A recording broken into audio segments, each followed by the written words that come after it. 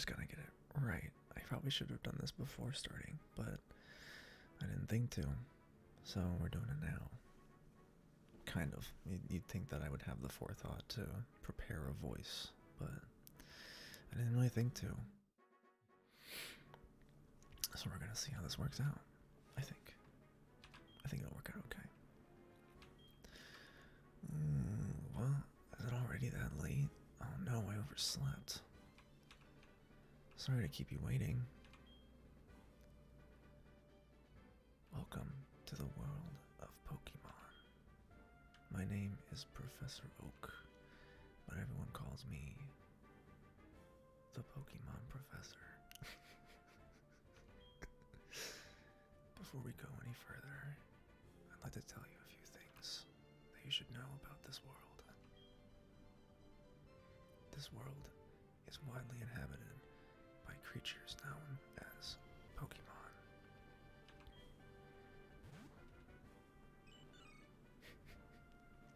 We humans live alongside Pokemon as friends. At times we play together, and at other times we work together. Some people use their Pokemon to battle and develop closer bonds with them. Now, why don't you tell me a little bit about yourself? Are you a boy or are you a girl? Won't you please tell me? Now, I am thinking that we are going to be a boy. Yeah. It feels the most appropriate. Even without any weirdness. I don't know. I don't really care, I suppose. Your name is BD? Yeah, my parents are not terribly good at this, you know. It's not the best thing ever. BD, are you ready? Your very own tale of grand adventure is about to unfold. Fun experiences, difficult experiences. There's so much waiting for you. Dreams, adventure. Let's go to the world of Pokemon. I'll see you later. Yeah, alright. Alright.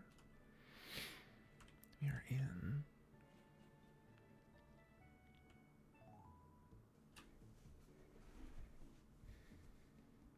Hi, BD. You're finally awake.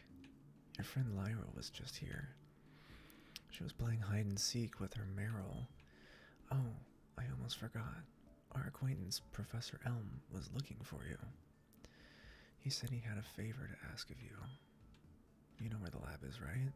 It's right next door to us. It's just weird that you had to explain it, but...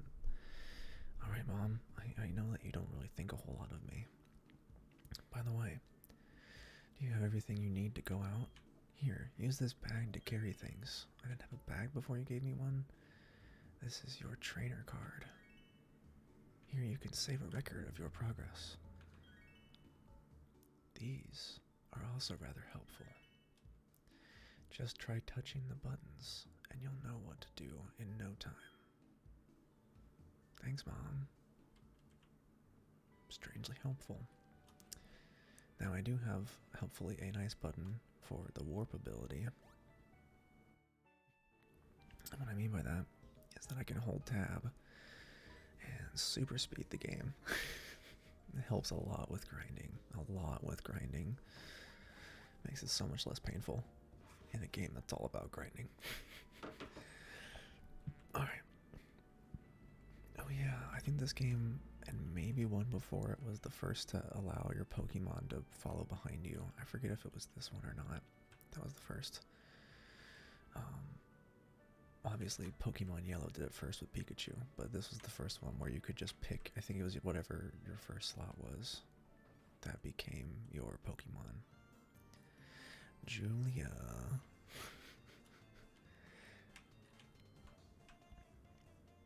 Hey, Julia. I imagine if you are in classes you can't hear anything, but if for some reason you can. Hello. Thank you for stopping by. Hope your classes are going okay.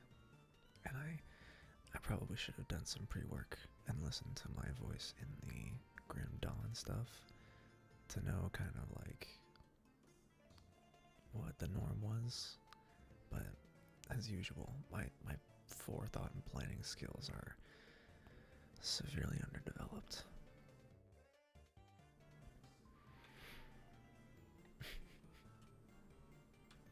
Oh, there you go. Nice. Oh, I thought you said you had class like all day. Maybe you just wanted to get me off your back. I can't blame you. All right. Hi, BD. I've been waiting for you. Do you know anything about my research? As you know, Pokemon are carried in Pokeballs these days.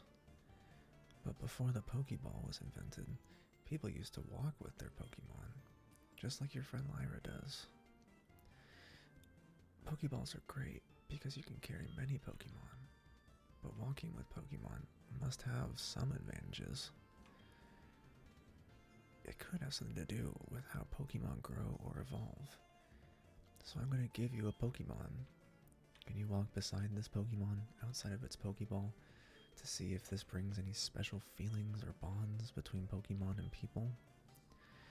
A device over there has some Pokemon you could choose from. Which do I absolutely hate? That's a tough question. I'll wait until after I get through this dialogue and we're walking so I can just fill the time with thinking about that. Oh hey, I got an email. Okay. Hey, listen, alright Navi, I have this acquaintance that people call Mr. Pokemon. He keeps finding weird things and raving about his discoveries. Anyway, I just got an email from him saying that this time it's real. It's probably another Pokemon egg, but we're still so busy with our Pokemon research. Wait, I know. You can go in our place, right? Can we count on you? You can choose one of the Pokemon right over there. Alright, I guess we're doing it. Alright, now, touch a Pokeball to see what Pokemon is inside. Sorry, my nose is a little sniffly. My nose is a bit runny today. Totodile, the water type, is in this Pokeball. So, my favorite one is Cyndaquil. That is my absolute favorite starter Pokemon of any generation, I think. Though, to be fair, I've only played the Game Boy Advance, or the Game Boy generations of, like, I've played Red, Blue, Yellow, Gold, Silver, Crystal, Ruby, Sapphire, Emerald, Fire Red, and Leaf Green. I played those ones a lot. Then I played the first generation of DS ones, which was Diamond and Pearl, I think. And then whatever the Platinum, I think, was the third one of that generation. And that generation was the first one where I was like, yeah, I'm not feeling this anymore. It's not fun. But I think Cyndaquil is my favorite starter Pokemon ever because for me, I'm the kind of trainer who puts in a shitload of pretty powerful moves to all my Pokemon. I try to spread out their moveset across multiple types, usually. And I think that in his second evolution, he can learn some kind of fighting kick move that's just really good for it. It really lends itself to being able to help him counter rock-type Pokemon or something like that. Or normal types. Especially with the, I forget if it's the third gym leader where she has Miltank. God, that gym leader sucks, but if it's all normal types, then it's really easy with a fighting type. But but Chikorita is probably my least favorite. I'm definitely more into Totodile than Chikorita. But I always have a hard time deciding between these two. I really want to go with Cyndaquil, but I feel like I did that ages ago when we last did our thing. I think you can also learn some stuff related to that.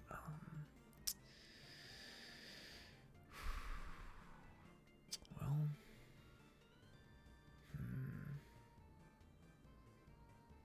it's a tough choice, at least for me. It's not hard for me to pick out Chikorita though. Not usually, anyways. But these two, it's hard for me to pick between. Let's see. If he was able to, I could teach like Surf and stuff like that to Totodile, but Cyndaquil doesn't have as much HM potential. He could learn like Cut, but that'd be kind of it.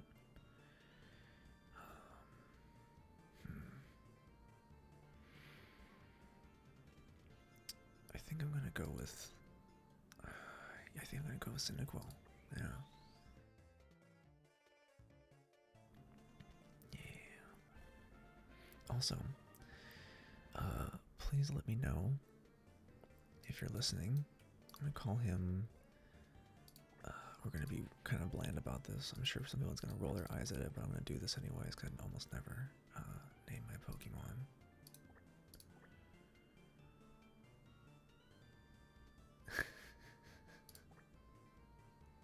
Yeah, that's Cinders. That's what we're going with. We're making a pun off of our best boy's name. Yes, I do. Alright, so we're done with that. Oh, he looks so cute already. How do you like walking with your Pokemon? It's not bad, is it? You can take it all the way to Mr. Pokemon's house. If your Pokemon gets hurt, you should heal it with this machine. It's so easy to use. Just check the PC on my desk. Mr. Pokemon goes everywhere and finds rarities. His house is past Cherry Grove City. Go north a little past Cherry Grove. I'm counting on you, BD. Okay.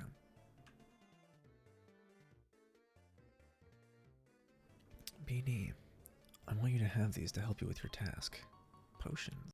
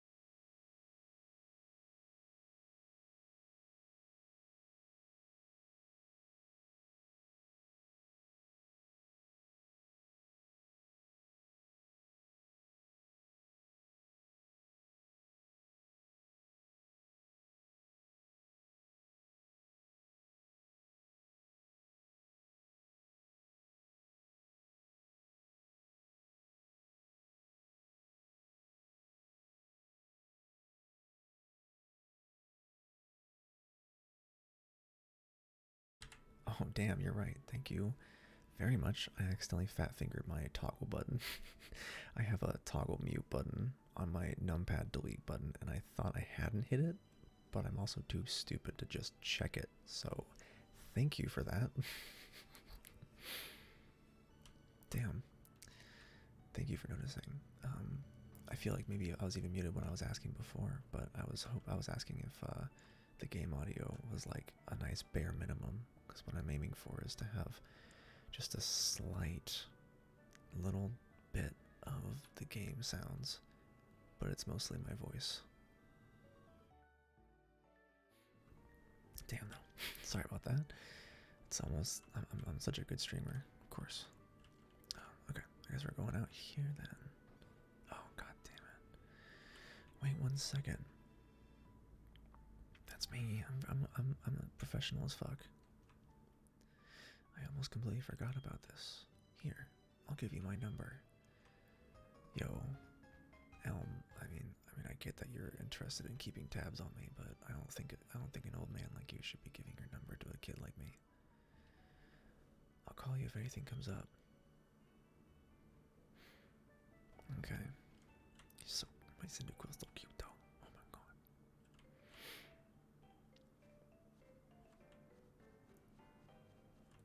God damn it. Yeah, so like for instance, how does the game sound right now with like battle music on? Because I have just a little bit of leeway to turn it down further if I need to. But if it's like a good, very like mild amount, then I'm not too worried, if that makes any sense. You think it's good? Awesome. Alright. Cool. Funny thing, I'm actually, while I'm streaming this, I am also recording it at the same time, because ideally the recording will have even better quality audio to it, because Twitch has some stupid limitations on their audio bitrate. But if it does happen to come through at all, then potentially the one that assuming I end up uploading it to YouTube, which I think I will,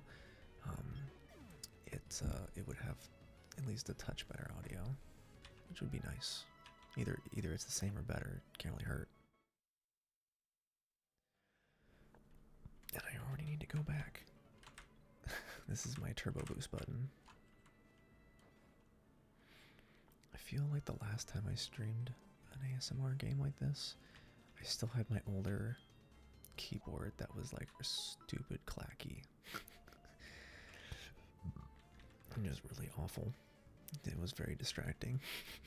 I had to be so ginger with how I clicked the buttons, otherwise it'd be so fucking noisy.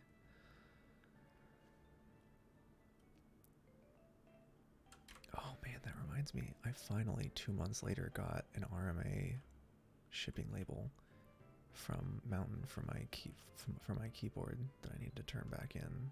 The fucking German layout keyboard. Hey, how are your Pokemon? If they're weak and not ready for battle, keep out of the tall grass. Yeah, okay. God, without the running shoes, this is fucking hilariously slow. Comedically slow. Got a potion, nice. So, Julia, what games are on the agenda today?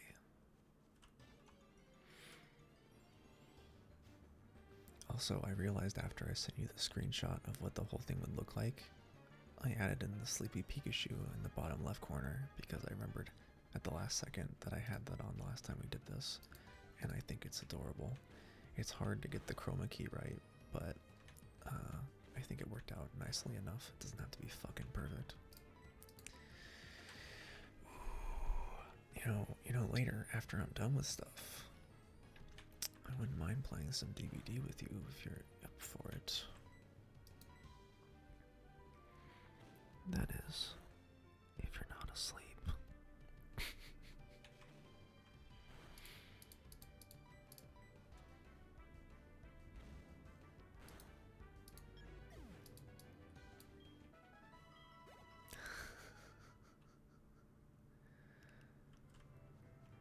Well, damn, I mean, I hope so. I wanted to take a break, so I saved to record my progress. You know what? You are not wrong, even though it... Oh, fuck.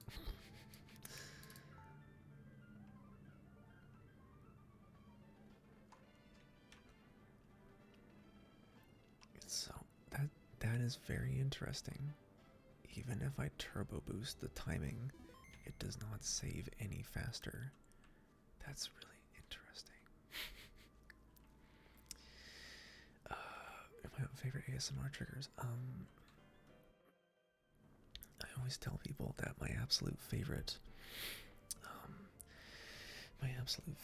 trigger usually involves some kind of like light sliding, and the one that comes to mind for me is rubbing two kind of semi-porous wood blocks together, and like I can kind of do it here with my hands, like a, but like I do kind of enjoy the kind of like rubbing, like sliding your hands across fabrics, or and the reason I mentioned the wood blocks is like either tapping them against each other, or just sliding the flat faces against each other, depending on like the type of wood, how it's been sanded, how it's how the wood texture is. It just gives it this really complex sound that is so unique to each different kind of pairing of wood block, that it's just really nice to listen to. And maybe I'm overthinking it, but if there's one thing I feel like I know enough about myself, it's that I get a lot of joy from just picking apart sounds. And wood blocks are definitely great. And really any kind of little tapping is definitely one of the easier ones for me. Like when Ephemeral Rift is doing, what do you call it? I think he has like a checkers video or something like that, where he's playing checkers with himself. And hearing the little chips kind of like move around on the little fabric checkerboard, and tap on each other, or like running his fingers along the checkerboard. It's really nice. I'm gonna use this already because I'm a terrible trainer.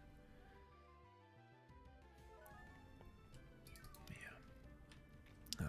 Otherwise,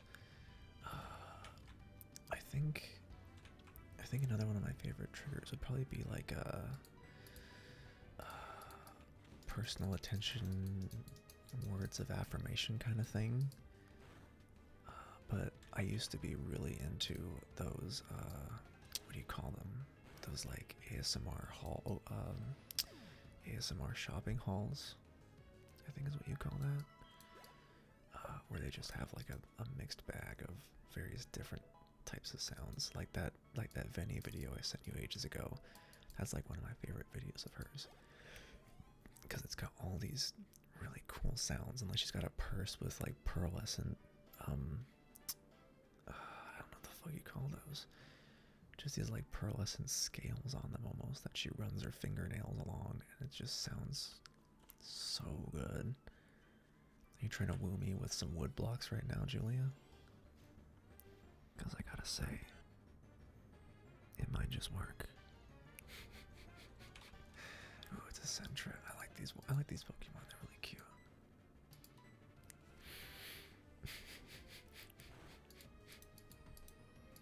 Critical hit. Oh my god. There we go.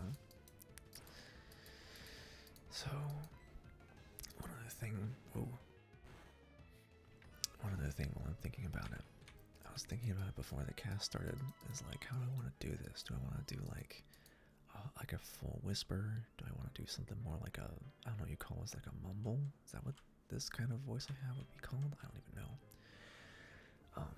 But I couldn't decide on it. So I just ended up thinking like, I'll just do a little bit back and forth. Because I'm also very aware that whispering is terrible for your voice, and doing it for a long span of time is also very terrible for your voice. So I'm thinking it's going to be something more like this, but and also, that's not a no, Julia. I'm on to you. Oh god, it's the fucking old man. Is it really bad for you? Yeah.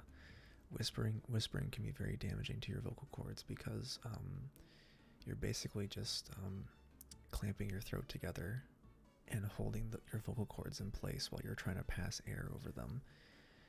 And there are like sub frequencies, like almost whistle tones, that are active at that point when you whisper. Because like, if you think about it, when you listen to anyone whispering, you can probably get a reasonable idea of what person is speaking, because their whisper still sounds like their voice.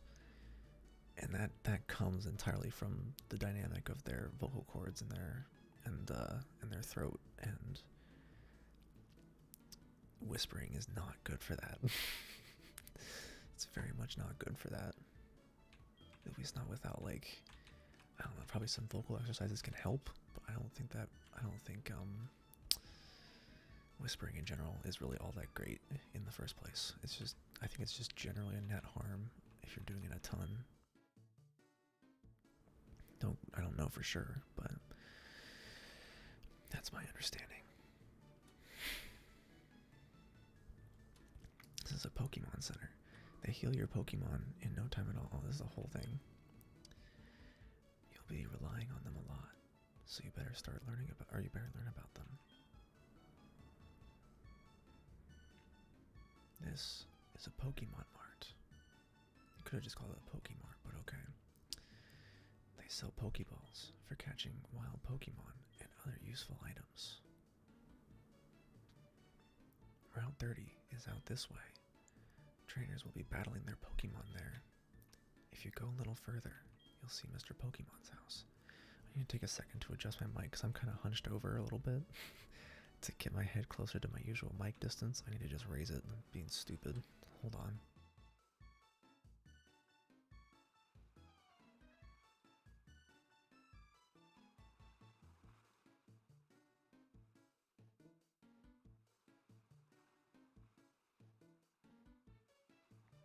My neck is just like, what the fuck is wrong with you? Why are you doing this?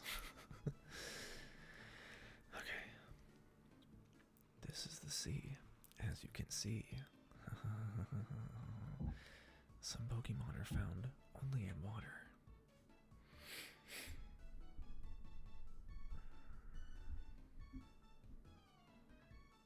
Here, it's my house. For your effort keeping up with me, I'll give you my running shoes. They're still warm. Got you, didn't I? Don't worry, these are brand new. Yeah, I don't want your stinky old man bunion feet. No, thank you. The instructions read: touch the sprint button on the touchscreen to sprint. You don't say.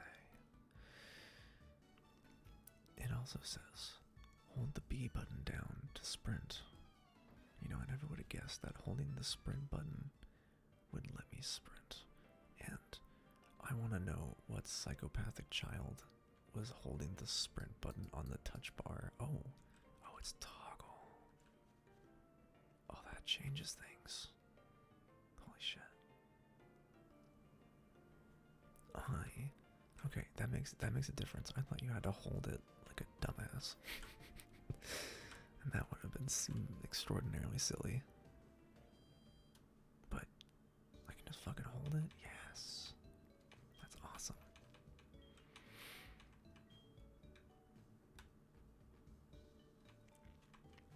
If only some other games could take that hit, like Division 2, and just have an auto sprint. Then you just always sprint everywhere. That'd be pretty nice. Man, I need to play more Division. I played it a bit, I think it was either yesterday or I think it was Friday night. I like that game a lot, but I'm trying not to get too crazy far ahead of Booby, but I probably am anyways. I never find the time to play with them. Which I feel kind of bad about because it's definitely on me, but I'll find some time to play with him eventually. Also, if it wasn't already obvious, you can definitely tell I'm cheating with a PC emulator because of my mouse cursor.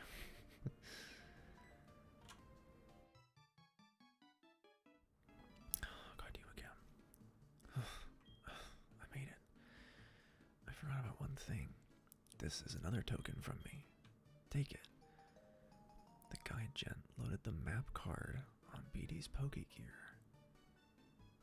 The Pokegear can now show the town map. Select it, and then select the town map. You'll see a map. Because it's a map. You idiot.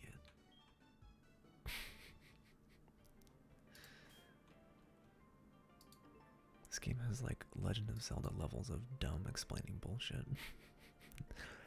Like with the mom where she's like, do you know how to use your phone? Yes. Well, I'm going to explain to you how to use your phone anyways because I don't trust you. I have backgrounds. What? Damn. I like the Team Rocket one, honestly. That was pretty okay. I'm into it. Somewhere in here, yes. Text speed easily. Battle scene. Shift set. I don't know what that means. Stereo stuff. Whatever. Frames. Ooh, red frame. Kind of red. That's more of a pink though. Oh my god. That one's okay.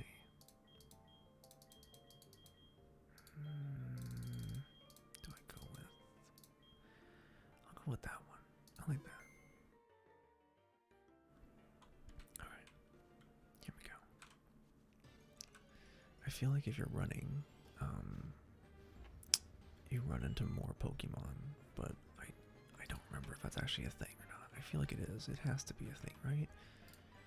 When you're running, you're making more noise, and so the Pokemon are more attracted to fight you or encounter you or whatever you might call it. Meanwhile, I gotta just bully these Caterpie. Oh damn, Caterpie used that string shot all over me.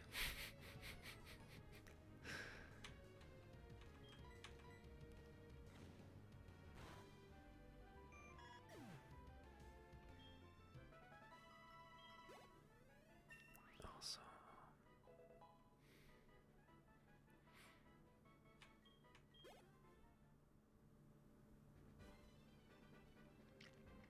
every time I start playing this game, and even though that the instrumentals are changed a bit for this remaster on the DS, it's still just, it always hits the same like it used to when I was a kid playing this for the first time, or really any time. I played this game so much as a kid. This game specifically, I played a fair bit of Ruby and Sapphire as well. I think growing up I didn't have as much an appreciation for the original trilogy, the original series, like I do nowadays. Because like the original one's a lot slower. You don't have your running shoes. You don't have, like, as you do have a bike. But it's just a whole lot clunkier of an experience. Even comparing the original game to Gold and Silver, the second generation was such a huge leap forward. It has day and night cycles, which I don't think the other games had afterward or before. I think Ruby and Sapphire focused on weather patterns. They might have had some day-night stuff, but I think it was mostly or entirely focused on the weather aspects of that new game. Hold on, just struggling a tiny bit with the microphone. There we go. It's just ever so slightly off balance. But yeah, this game had the phone calls to challenge older trainers that you fought, or I should say previous, not older, previous trainers that you fought, to battle them again, which I liked better than the Pokemon Battle Finder in Ruby and Sapphire, or I think it was first introduced with Emerald. Maybe I can't remember exactly, but it wasn't as good because, at least on the surface level, I appreciated the phone call aspect of this game more than some of the other things in the other games, because it lended itself to this game being a real role-playing game. Because like this game is technically a JRPG. but depending on how you play it and what game you're playing, it's a lot less immersive, might be the word for it. Because, like, even though it's kind of whatever, some people might think it's a bit clunky. I think it's really cool that, what do you call it? That in this game, it feels a lot more immersive to me. That you call someone, that you fought someone, maybe you beat them, and they're like, hey, you're a good trainer, I want to fight you again someday. Give me a call on this number. And you can call them up and then challenge them to another fight, and that will kind of reactivate them for the next time you go near them. And even better, they actually made it so that the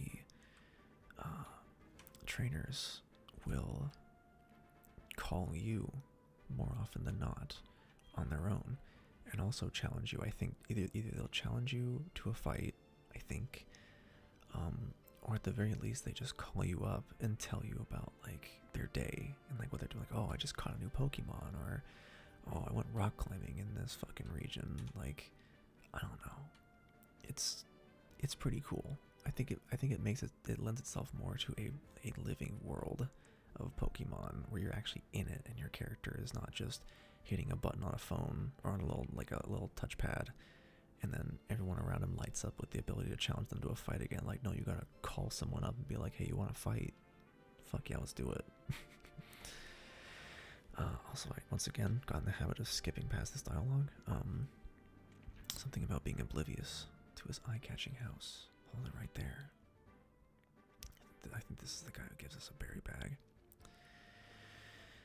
When you follow that path up north, you will see Mr. Pokemon's house. But before you go, let me finish what I have to say. Do you have any apricorns? I don't know if it's apricorns or apricorns, but I call it apricorns. Apricorn trees bear fruit once a day. I have one of those trees too. Apricorns are really something. You can make Pokeballs and other things. They are quite useful. I have a feeling this is meant to be, because I have something for you. Apricorn box. With that apricorn box, you can carry so many apricorns. You'll be a decent apricorn collector. See, now I can actually collect these. I just go up to them, give them a little shimmy, go up and down, and they pop out their seed for me to grab. Definitely nothing weird there. The Gurn apricorn. When I was a dipshit kid, I used to think that was like literally just what they were called. Like, it was like Gurn, blue, red, whatever. But like, I was too stupid to just be like, oh, it's a green apricorn. Oh, damn. Oh, he's happy. Cinders looks like it wants to lead. Well, too bad you're the sub in this relationship. You're following me. Get in line, Cinders. I ain't taking no back talk from you yet. Not until you're evolved, at least. You're a little bit bigger in stature and size. If you know what I'm saying. Oh, man.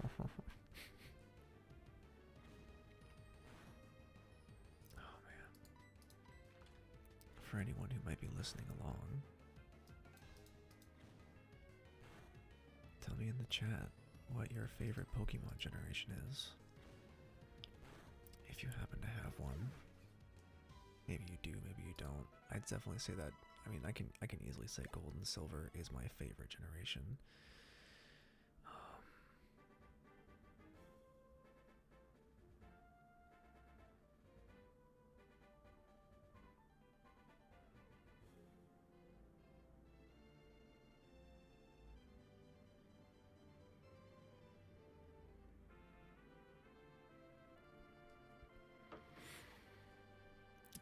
I totally forgot what I was saying. I was just messaging my boy to be like, hey, I'm doing an ASMR thing if you want to be weirded out by that.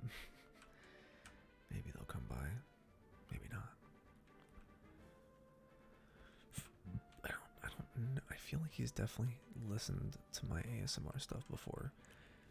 One when I've done like the live streams, but I can't remember if he was even tolerable of it or if he was like, fuck, this is awful, I can't do it.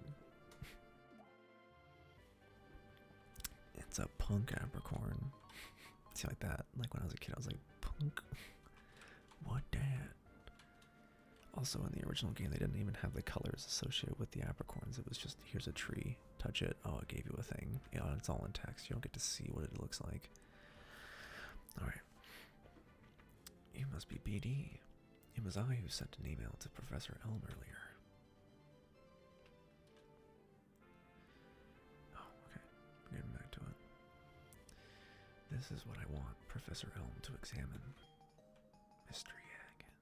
Oh. A friend of mine from Ekrutik gave it to me. I bet you can't find this kind of egg in Johto. I thought Professor Elm might be able to tell what this is. He's the best when it comes to the research of Pokemon evolution. That's a quote from the famous Professor Oak. You are returning to Professor Elm? Here, your Pokemon should have some rest. You really don't have to, Gabby. You super don't. I 100% understand. Or if you mean watching in silence as in muted, then I also get that. And with that, I'm Professor Oak, a Pokemon researcher. So you're BD. I was just visiting my friend, Mr. Pokemon. I heard you were running an errand for Professor Elm, so I waited here. Oh, what's this? A rare Pokemon. I see. You must be helping Professor Elm's research. I think I understand why Professor Elm gave you that Pokemon. You will treat your Pokemon with love and care, it seems. Do that. Since I'm guessing she can't hear me. What am I doing? Why isn't it going on? Oh, I don't know. Ah, you seem to be dependable. How would you like to help me out? See? This is the latest version of the Pokédex. It automatically records data on Pokemon you've seen or caught. It's a high-tech encyclopedia. I'd like you to have it. There we go. I think it's weird that all these very old adults, like these guys have to be 60 or 70 plus, they're just asking a child without any Pokemon experience to just do all of this. Is it just me? I don't know. Go meet many kinds of Pokemon and complete that Pokédex. But I've stayed too long. I have to get to Goldenrod for my usual radio show. BD, I have a feeling that this is not the last time we'll meet. Let's exchange numbers, just to be on the safe side. Again, really weird. Really weird that all these old men are asking me for my number. I don't know how to feel about that. Save our game, why not? Oh, so one kind of funny thing, at least for me, is that one of the other things that makes Gold and Silver my favorite Pokemon generation is that Gold and Silver is a direct sequel to Red and Blue, and what I mean by that is that it does take place in the story sometime or years after the first games. And in this game, you can go, after you beat the Elite Four the first time, you can then go into Kanto for the Red and Blue series and explore that world in the newer, Gold and Silver engine and styling of everything. And especially in the original, when it goes from the really shitty original Game Boy version of Pokemon to then Gold and Silver with like all these beautiful colors and all that stuff. Always better colors. The coloring in the original game was pretty not great. Considering in Red everything was red, in Blue everything was blue, and then Yellow I think was when they first put some color into it. But since you can go across regions, that's also really cool. But when I was a kid, I somehow got the regions mixed up. So I thought that Kanto was this region, and that Johto was the original game. And I thought that for like a solid the first 10 years of my life. I was just like, yeah, Johto's the first one, Kanto's the second one. But no, it turns out Kanto is the original Pokemon game and Johto is this one. Which just really threw me for a loop. I honestly didn't believe it when I first heard it. I thought they were joking. But they were serious. So there's that.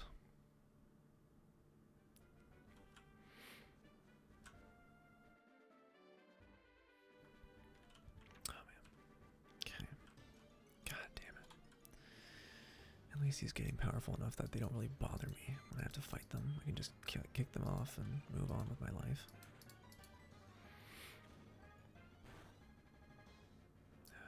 Caterpie, you're gonna be a 3-hitter, aren't you? Oh, get me with that tying string shot. Oh, God damn it. My Cyndaquil is also blind apparently because he seems to miss half his shots. Which is odd. I don't remember it being that hard to hit anything before. Damn. I got some more tax forms. Yay.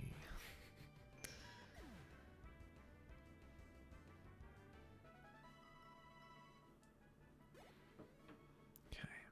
There we go.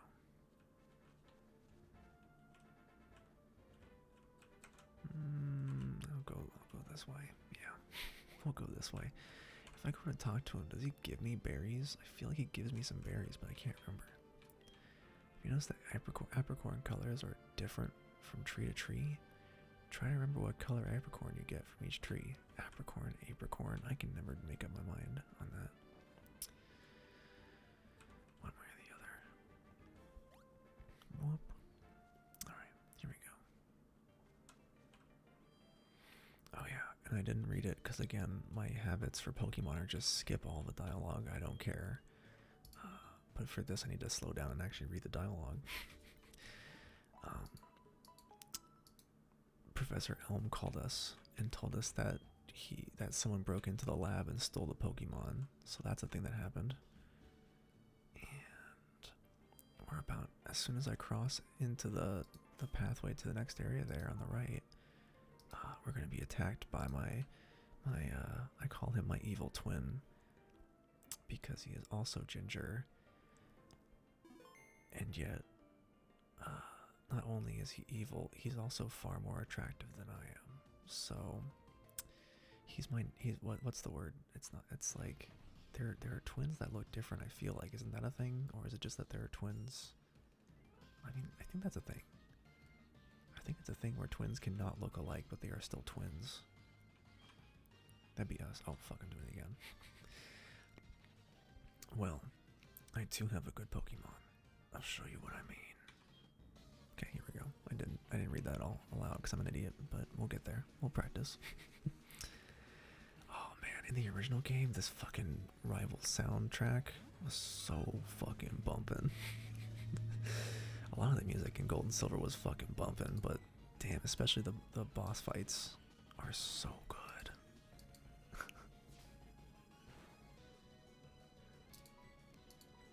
Alright, well now all I do is tackle him to death, so here we go.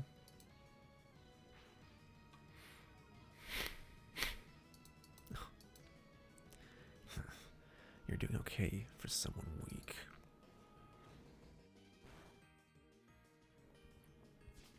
You screeching. Well, that's game then. Yeah, level up. I forget if 9 is the level where I get another ability like Ember. I think it might be. It's either 9 or 11. I think it's 11 where I get Ember. Are you happy you won? I am. Thank you. Do you want to know who I am? I'm going to be the world's greatest Pokemon trainer. That's not an answer, but okay. Give it back. That's my trainer card. Oh no, you saw my name. See, that's like the equivalent of someone saying, oh, he wants to know where he is. Well, you know where you are. you're in trouble. It's just like, it's like technically you're not wrong, but you're also not right. And I resent you for that. If you restored your Pokemon to full health, please come back again anytime.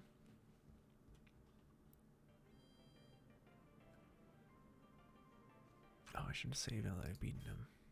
I always find it funny how people like to say that it's weird how they phrase that with the Nurse Joy, where she's like, "Please come back anytime." It's like that seems like a weird thing to say, but I think it's more just like, "Hey, you know, if you ever need it, come back anytime." Rather than like, "Hey, please get your Pokemon beaten up so that we can heal them." I don't know. Do you see these ledges? It's scary to jump off them. But you can go to Newbar Town without walking through tall grass. Isn't that lovely? Here we go. Right along here. Oh, right, we need the cut. Before the cut. That's a quote from Repo. I love that musical. I feel like I scared off a friend once, showing them Repo. I think they were very much not as into it as I was, and I don't know if that's why they wouldn't talk to me ever again, but if that was why, it's pretty silly. Very silly, in my opinion. Who are you? We're investigating the case of the missing Pokemon here. Rule number 1, whoever did it will come back to the site. Oh my, so you must be the one who did it. What an idiot. I like how Professor Elm does not stick up for me at all. It has to be Lyra, who wasn't even here, who sticks up for me to the cop. Hold on a second. He has nothing to do with it. I saw it. There was a red-haired boy looking in the building. What? You battled a boy like that? Look, I never said anything like that. He must be the one who did it. Did you happen to get his name? I did. I did get his name, officer. His name, believe it or not, his name is Fuckboy.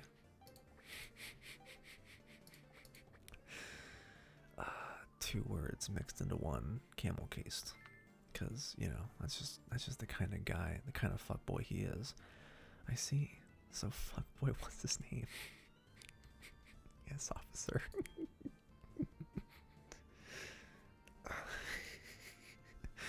Thanks for helping my investigation.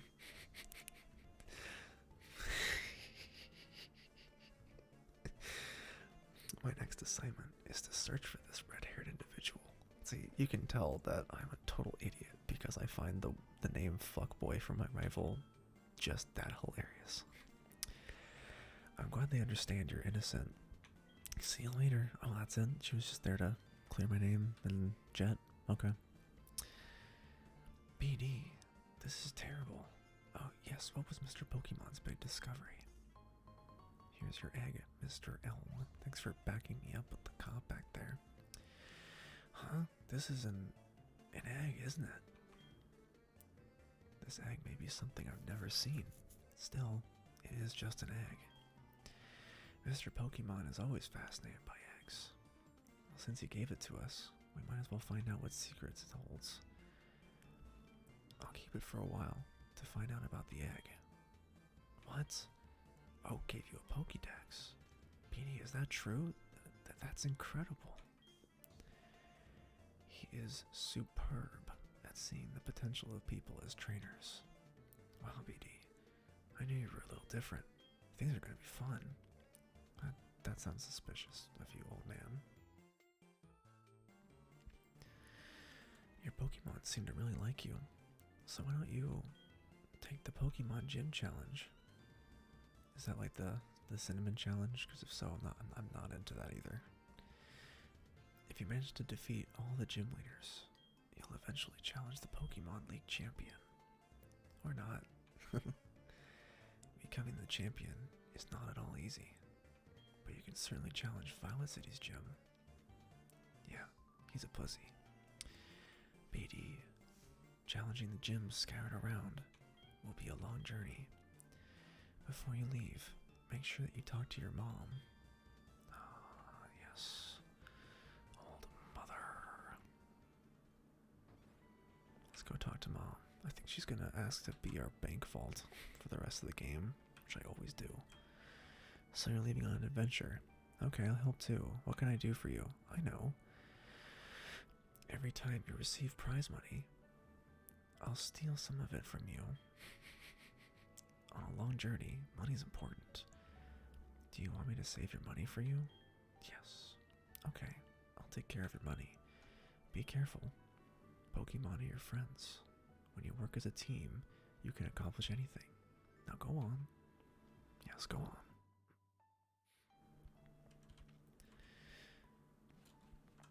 I feel like this was the only game to have that mechanic where your mom takes a cut of your money and stores it. I think it's like, it's either 25 or 50% of your money goes to your mom, and she basically just sits on it, and whenever you go back to town to visit, you can just take the money out from her.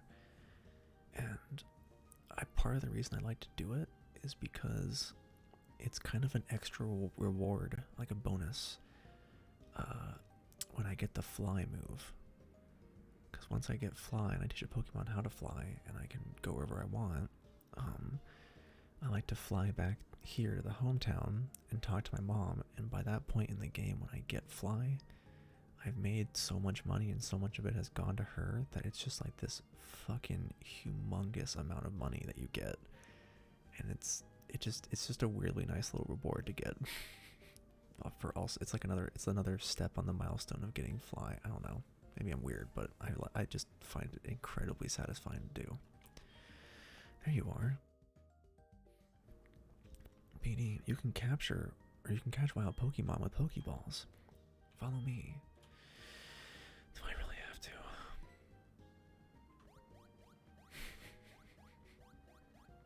I forgot how goofy it all looks. Just like that. Yeah, huh? Was I too fast? I'll try again. Come this way. I wish that would have been the perfect time to have the option of like, was that too fast for you? And then I could say yes or no and it would just skip it. But no. Okay. I'm gonna just turbo boost through all this bullshit because fuck that. This is guided. There's nothing for me to do to make it go faster. Just like that. It's better to lower your target's HP more than I did, or make it sleep or something. You can try all kinds of things to see what works. I'll give you these. Good luck. Pokeballs. Thanks, Lyra. Give me your balls. It's very, very nice of you.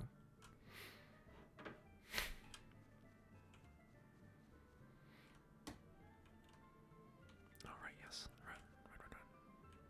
Alright. Up here and around. I'm a very boring trainer. Oh, I will definitely capture a Pidgey. That's what I'll do. I don't normally bother with capturing Pokemon in this area, but I will if it's Pidgey, because Pidgey is one of my favorites from the original generation. Fun fact, back when I first played this game, or when I first played the original Pokemon, I was a very clueless idiot with how any of this worked. And I was the kind of simpleton to just take one Pokemon and just level them and use them exclusively. And so I played through the entire game, including the Elite Four, with a Pidgeot. Just power leveled as much as I possibly could. I didn't care about any other Pokemon I had. I just had Pidgeot. And that was my one-hit wonder Pokemon. And it was honestly pretty terrible. But it was how I did it. But I've always had a soft spot for Pidgeys ever since. I realize now, because I'm a terrible person, that way earlier Julia had asked me what my absolute least favorite, well, what Pokemon I absolutely hate, but I think it's more of a what Pokemon are my least favorite. It's hard to say what Pokemon are my least favorite, but the obvious answer is that while I don't have any Pokemon I absolutely hate, I have a very clear preference for Pokemon that have a lot of power moves that they can either that they learn by leveling up or that I can teach them. what I mean by that is like I don't want I'm my kind of play style for Pokemon games is not to use. I don't really rely on status effects or anything like that. Like either things that apply stuff like paralyze, poison, whatever, or abilities like growl where it lowers your attack stat, that kind of stuff. Um, I don't tend to worry about that. I like to keep my Pokemon combat fairly simplistic in that I just go for a hard, heavy hitting team to do damage for me, and end the fight quicker. And with that, I prefer the Pokemon that have those better that are more built for that kind of task, I suppose. Same with the legendary types. I prefer, like in red and blue. I prefer I guess they don't really have a specific legendary Pokemon for those. Like it's the 3 legendary birds. There's Mew and Mewtwo, I think. I think that the legendary birds are like the main thing of that game. I can't think of any others though. It's been so long. But Gold and Silver was the first one where they were like, yes, we're going to have a legendary Pokemon exclusive to that version. In this case, we're playing Heart Gold, so that is Ho-Oh is our legendary Pokemon. And with Ho-Oh, not only does he get some badass moves, like he can learn Fire Blast, which is a joy to use, but he also, before I forget to put Pidgey in front, he's also just more power oriented for attack and special attack. I forget what the legendary Pokemon is called for Silver. It's not Articuno, because that's the legendary bird from the first game, but regardless, the Silver version's legendary Pokemon for me isn't as interesting because it relies more on special attack and defense and all that stuff, and not quite as brute force moves. It's got some good moves and like psychic type stuff, but it's not. Damn, of course I immediately find a Pidgey that's just straight up better. Its moveset and its stats aren't as high damage as I would like out of my Pokemon, like Ho-Oh is. So I tend to gravitate towards those kinds of Pokemon more than anything else, and I fill them up with moves that are all about just doing damage, a lot of damage. So I can't really think of any time where I'm like, oh man, this Pokemon, fuck this Pokemon, but I have a very distinct taste in the style of Pokemon that I take on. Oh my god, now I feel like I'm wasting my time by having my level 2 Pidgey instead of just capturing one of these. I'm starting to think that's what I'll do. I think I'll just get a level 4 Pidgey and then toss that one away. Sorry, release it. Definitely not tossing it away. Oh, should I have gone to the... I think I might go back to the Pokemon Center to heal after this. Okay, good. Perfect. Now I can capture this one and we're good to go. Even though it's a waste of a Pokeball, I don't really care, because you can just buy them now, I think, once you get them. And they're so cheap. And I usually don't even start capturing Pokemon until I get my Great Ball, because they're so weak early on like this. I only really need 1 or 2 Pokemon. It's not until maybe the second gym, maybe the third is when I find that I really need more than like 2 Pokemon, you know? I forget how to release Pokemon. I think I have to take them to the whatchamacallit,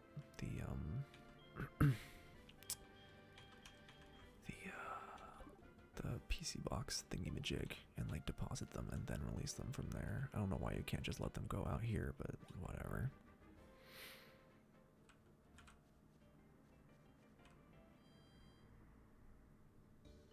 See, I wish I could keep Cyndaquil as my walking Pokemon, but also have Pidgey be my like primary, you know?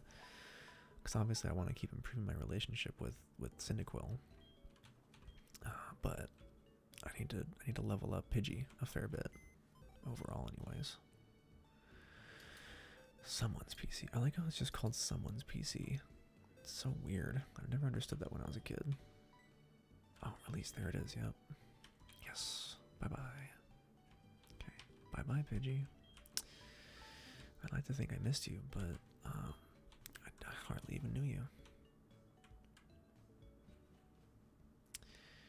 One thing I did by accident when I was setting up for this cast, I thought this game was a 3DS game rather than just like the last generation on the Nintendo DS. So I'd gotten a 3DS emulator going and ready to go, but then after the fact I realized that it wasn't compatible. But you know, depending on how things go, I may very well end up playing one of the 3DS Pokemon games. Like I can't remember if I don't think Sword and Shield was on the 3DS. It might have been. I forget if that was the Switch or not. But one of those games, it might have been Pokemon X and Y, was like the first kind of fresh Pokemon experience on the 3DS, which I definitely want. I want to do that a lot. How is this Rattata faster than me? I don't like that. Well, he's about to lose anyways, like a little bitch, unless he crits me. Oh shit. That's no good. Gee, that was close. Hey, Ark. Ark Sarah, how's it going? Nice use of those points there. Oh, it's Sand Attack, nice. How's it going, Ark? Good to see ya. Welcome on in. Which, if you have one, which Pokemon generation is your favorite generation? Whether it's a remake or the original, if that applies. Like, for instance, Pokemon Red and Blue got remade into Fire Red, Leaf Green. Gold and Silver got remade into Heart Gold, Soul Silver. That kind of thing. I actually almost, I don't know. Gold and Silver for me are so good that I like the remake and the original for their own reasons. The remake is a little bit more smooth to play, but the original is really dope because the soundtrack is better. But obviously, part of the reason I went with this game instead of the original was because obviously you're not going to be listening to the music. If it were, I would probably have played the original game instead of this one. But with the soundtrack being almost non-existent, these games are very similar, or this one is just straight up better because it is, you know, a fresher experience. But yeah, Ark, how you been? How you doing? You're a Pokemon trainer, right? Then you have to battle. I don't think that you were around for our Life is Strange playthrough these last few weeks. I'm thinking that my next game that I'm going to stream is going to be Metro 2033. And I'm thinking I'll be doing Metro 2033 and maybe Last Light as well. Maybe a whole Metro playthrough thing.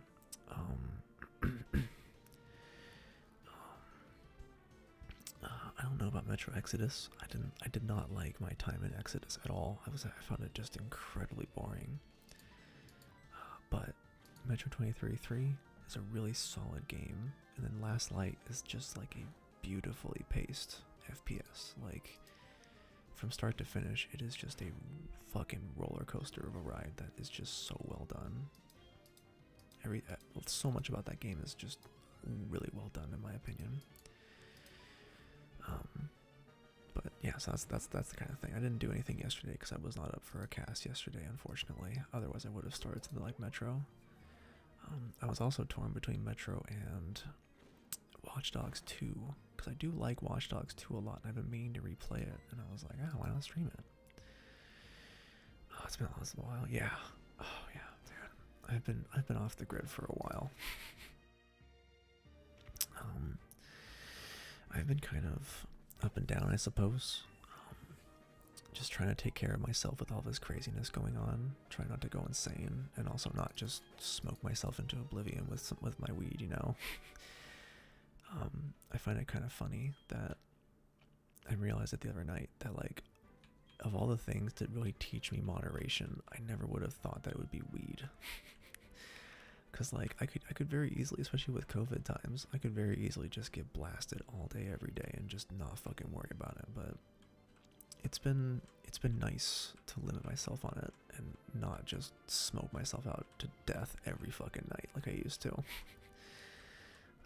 Just sometimes, and just usually a good time. Gen 3 is your favorite because of Hoenn. Ooh, interesting. I think that the Hoenn region is my second favorite because it really expanded upon a lot of the good things of this of the second gen, being like the environment looks really pretty. It has the weather effects. I don't think it has, I forget if it has a day or night cycle, but it definitely has a very huge emphasis on weather effects of like the rain, the sun, the foggy aspects and stuff like that. I really like how the game looks and how it feels alive.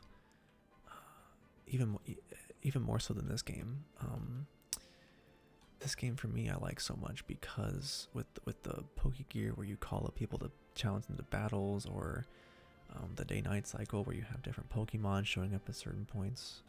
It's all stuff that, oh yeah, okay, that's what I thought. I didn't think it had day-night cycle, but I like the day-night cycle in this because it really feels like you are in a world.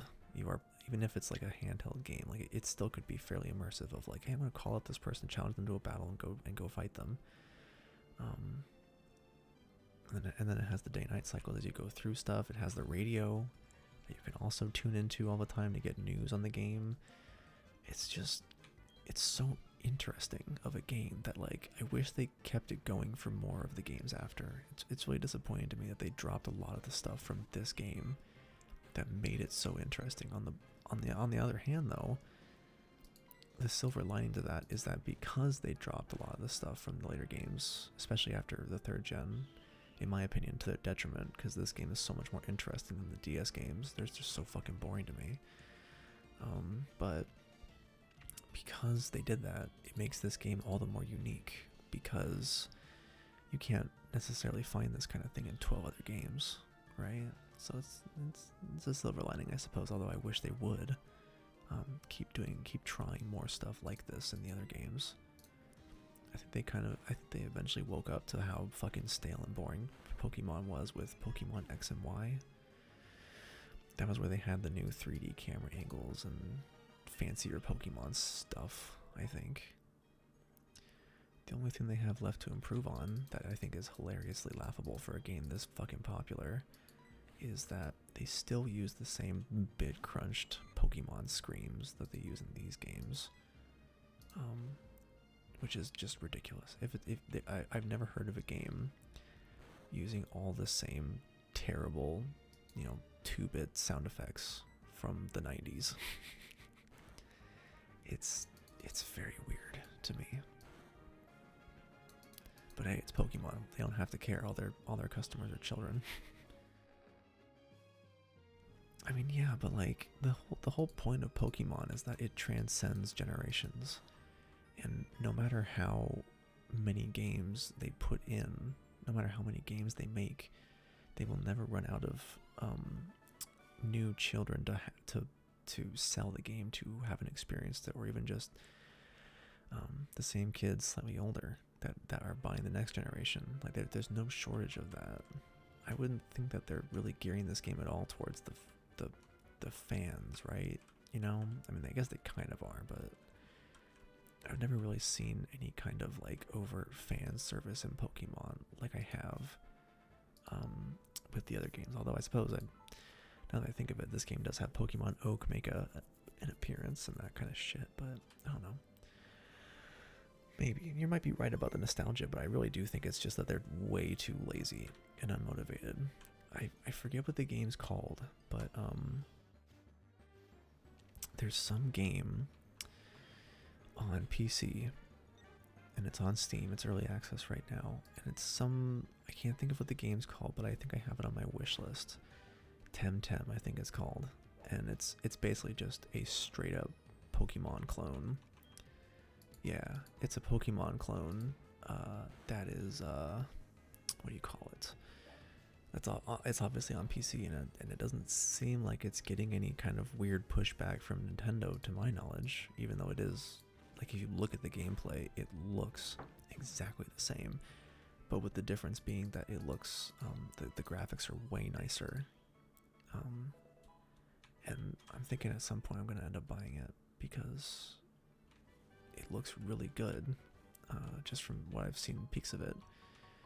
And part of me hopes that something like that kind of wakes Nintendo up to the idea that, oh, anyone, especially when it's been around for this long, anyone can make a Pokemon game. This game is designed pretty much exactly the same as the original game in the 90s, which means that it's not, overly complicated to a certain extent, especially as far as new games go. I think that most people would agree that Pokemon is easily less complex of a game, at least until you get into, like, nerdy, sweaty competition kind of shit. It's easily a less complicated game, less complex game than, other contemporaries of its time, whether JRPGs or otherwise. And so, like, I would like to think that Nintendo's kind of waking up to it. Maybe they are, by making Hello Pikachu and Hello Eevee, I think it was called, on the Switch, where it was like a brand new paint job, fancy new world, and it just looks so good. Yeah, exactly. But I really wish it's the kind of thing. It's the same. I feel like Pokemon is in the same kind of loop as sports games, where Nintendo just has Pokemon. No one else is doing Pokemon. Why do they have to care? I caught a bunch of Pokemon. Let me battle with you. This guy wants to fuck. He's gonna get fucked on with this stupid little net. Oh, I feel like I just absentmindedly beat the shit out of that Bellsprout before, because I need that Bellsprout. I feel like either I think we trade the Bellsprout for an Onyx. I can't remember exactly, but I think we do. Damn, I like how easy this is. I'm gonna need this Pidgey to be leveled up enough, because when we go to the Bellsprout Tower, when he learns Wing Attack, we can just stomp everybody. Damn. But yeah, if you like look at gameplay of Temtem, it really does just look like Pokemon. The art style is the same. The Temtems, I think they're called, look the same. It's just it's pretty close. Can easily argue though that it's just a format, and that as a gameplay format, it's no different than like a Doom clone, or an RTS thing like StarCraft. Blizzard doesn't just own RTS. Neither does Nintendo just own a JRPG with swappable characters.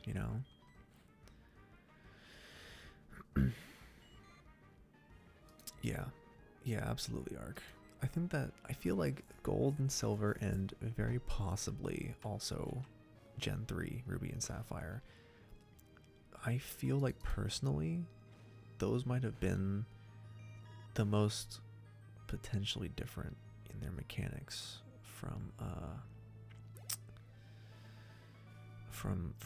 the game that came before them. Like, from the first gen to second gen, they were like, all right, here's a phone to call people, here's a radio to listen to the news in the game, here's a day-night cycle, here's more Pokemon, here's also a way back to the original game, because now this is like set a few years in the future, directly after the first game, and you can explore this world again, but with different settings and different pathways, and it's like a fresh game again, but in the first region that you've already explored, which is just fucking mind-blowing. And then from 2 to 3, Unfortunately, they took out the phone, and I think the radio too. But they added in weather effects both to the main storyline and the combat, and the weather effects, especially like the rain that shows up a whole lot, especially for Game Boy Advance. Oh man, I remember that game looking so gorgeous, so gorgeous. And what, there was something else in the third gen too that they added or changed. I can't think of what it was though. Shit. But I remember being very wowed when I started up Ruby that first time and saw those graphics. I was just like, wow, this is on Game Boy Advance. Holy fuck, this is incredible. I found a good Pokemon in Dark Cave. I'm going to raise it to take on Faulkner. He's the leader of Violet City's gym. Yeah, okay. Faulkner sounds like a little bitch. Faulkner, more like Fuckner. I knew it was you, BD. How did you get past me? Here's something neat for surprising me, BD. The verse recorder. Oh, versus recorder, probably. The versus recorder can record your Pokemon battles. I have to go now. I won't let you pass me again. Even though we definitely will. Let's go, Meryl. See, I can't remember what the reason was originally for the verse recorder, but I can't even think of a reason now to have that record my battles. Who fucking cares? Share the berries, yeah, yeah. I trade berry for a shard. If you bring me some shards, I'll give you 3 berries, yeah. Okay, well, even playing this game originally, I never found shards, so I have no fucking idea what that is. Yeah. It was about 3 years ago. This group of thugs called Team Rocket was involved in wrongdoing. They were abusing Pokemon, but bad things never last. A boy did a wonderful job, and Team Rocket was disbanded. Oh, that was us. Technically that was us. If it was streaming the same idea as this arc, I think it was also Heart Gold. I think I streamed Heart Gold all the way through into part of Johto or Kanto, part of Gen 1, but I didn't get too far in it at the time. And I want to say maybe I tried some Ruby or Emerald, but I honestly can't remember. I definitely did Heart Gold though, way back then.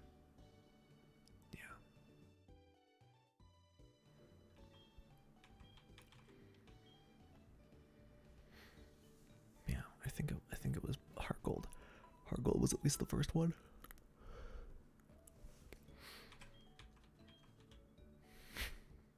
Come back anytime. I always read that in the merchant's voice from Resident Evil 4. Yeah, it was a very long time ago for sure. Funny thing, since I didn't keep track of those VODs for that ASMR cast, while we are doing this, I'm actually simultaneously streaming and recording this thing, and assuming I can keep on the ball about it, I will be uploading these videos to YouTube, to my YouTube channel, similar to what I did with my Grim Dawn videos, so that they actually exist, and they will be there for anyone to look at. The reason I thought of that was because very occasionally people happen to see them, and or like when I was telling Julia about ASMR stuff ages ago, I showed her my videos on YouTube as examples of what I used to do, and she fucking loved them. So I was like, oh man, people still like this stuff. Haven't heard anything about my ASMR in years, so you know. Yeah, I wouldn't say I streamed it often because I tried to stream it. Okay, so this guy definitely wants a Bellsprout for an Onyx. I tried to stream Grim Dawn. I made it 4 or 5 casts in for ASMR, I think. 5, maybe 5 or 6. But the problem is I find that game, the gameplay at least, is just so intensely and painfully boring to me. The abilities are not exciting to use. They're not terribly powerful. The enemies are not, terribly exciting to fight. And the world is, well, obviously it's Grim Dawn. I understand that the world is going to be bleak and dark, but it's kind of the same idea as Diablo 3, where depending on how the art style is handled, it can just kind of give these feelings one way or the other. Like an easy example for me is, again, Diablo 3. In that game, with its art style, it's very it has a certain style to it that really lends itself well to a more wider range color palette, which is why I don't mind Diablo 3 having more color. And in fact, I use reshade to bump up the saturation like almost 3 times as much, because I think it looks great, but I like it with even more color, and it makes things pop better. It looks more exciting to look at, and it's the kind of game where when I'm playing it, I feel engaged, because the game looks good. It looks enjoyable to play. And actually, way back at release, I tried those. Everyone's always on the bandwagon of like, oh, Diablo 3 is too colorful, make it grim and dark and awful. And I used a filter to darken everything a whole bunch, sharpen things up, and that kind of thing. And it made the game look really. It did make the game look, grim and dark. But with the art style it had, really all that translated into was that Diablo 3 just ended up looking murky and kind of gross. And after a while, when I was playing it, I kind of realized that while I was playing it, I was either bored or just like actively not happy playing it, if that makes sense. Like the kinds of stuff I was seeing on screen was not attention grabbing. It was not exciting or interesting to look at. It was just, dark and murky and moody, and it just was not enticing to play. And so I just turned it off and put it back to regular. But then when you turn on for me, when I turn on the colors and turn them up a bunch, it just kind of pops and it looks really good and exciting and engaging to play. But with Diablo 2, I wouldn't do the same thing, because Diablo 2's kind of pixel art and grittier aesthetic really lends itself well to a grimmer, darker color palette. Grim Dawn is somewhere in the middle. Its art style and stuff like that is very gritty and realistic, has a realistic kind of style to it, as opposed to something like this where it's very blocky and all that, but at the same time, it's not exciting to look at. The world is so grim and muddy and murky looking that it's not exciting to look at. It's not I can't even get like a happiness out of how grim and dark it looks. An easy example of that, I'll hold off on ranting on that until after I talk to this guy. Did you know that Pokegear allows you to put marks and memos on its map? I'd love to have one of those Pokegears, but my mom won't let me. Okay. I'll take a moment to just say this.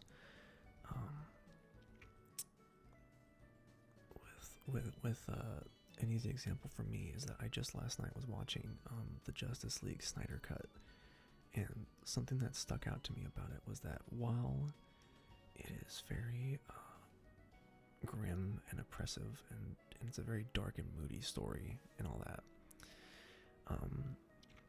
it didn't feel overbearing or gross. It didn't just feel kind of gross to watch because everything was depressing and sad. It just sounded very. It had the kind of feel to it where it sounded like desperation against an imminent threat that was unstoppable. And so even though it had a very dark and moody storyline and music and soundtrack and all that stuff, I found it weirdly enjoyable and like exciting because of just how oppressively dark it was. And Grim Dawn doesn't really have that for me. It doesn't really have that pull for me of being so dark and depressing that it's like it almost makes me giddy with excitement over how fucking desperate everything is. It's just everything's dead, everything's moody and dark, and also everything is extremely boring. You know what I mean? And so even when I was doing the ASMR cast for Grim Dawn,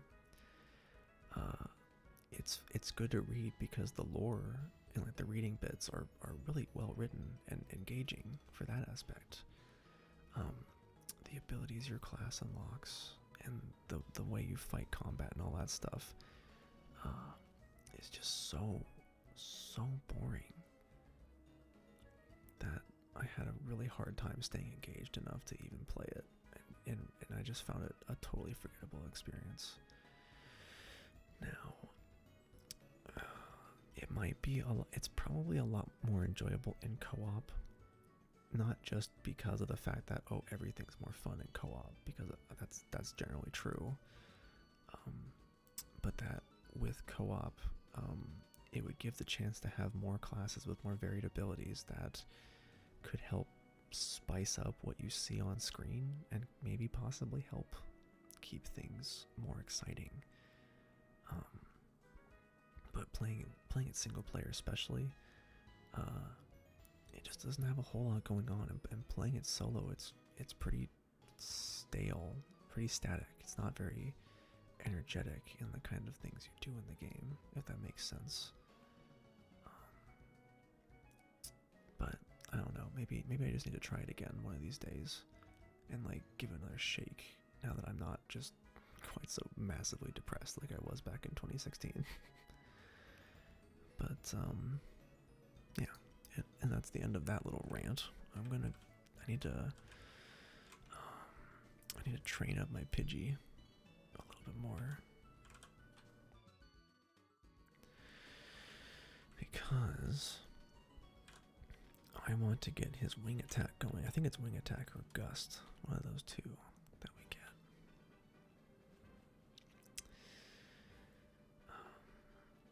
I forget when it was exactly that I stopped streaming full time. I think it was 2018, a bit after I graduated from college, or around the time I graduated from college, or maybe a little bit after.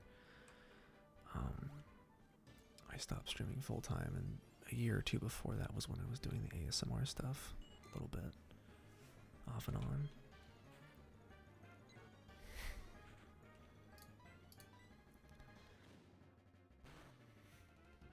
But yeah, Ark, what kind of things are you playing lately? I've been stuck between a bunch of stuff. I've been playing a lot of Diablo. I've actually been trying to play Diablo 2. I've been replaying that for the first time since like middle school. Just the other day I beat Diablo as my necromancer character. That was fun. It was actually pretty difficult. It took me like 5 or 6 tries before I finally killed him, because I wasn't terribly strong for it myself, and my minions weren't very good at it, but I made it work. Wait, did I get a thing? Did I get Gust? I wasn't looking. I wasn't paying attention. Yeah, okay, cool. Gust. That's what I needed. We're good here.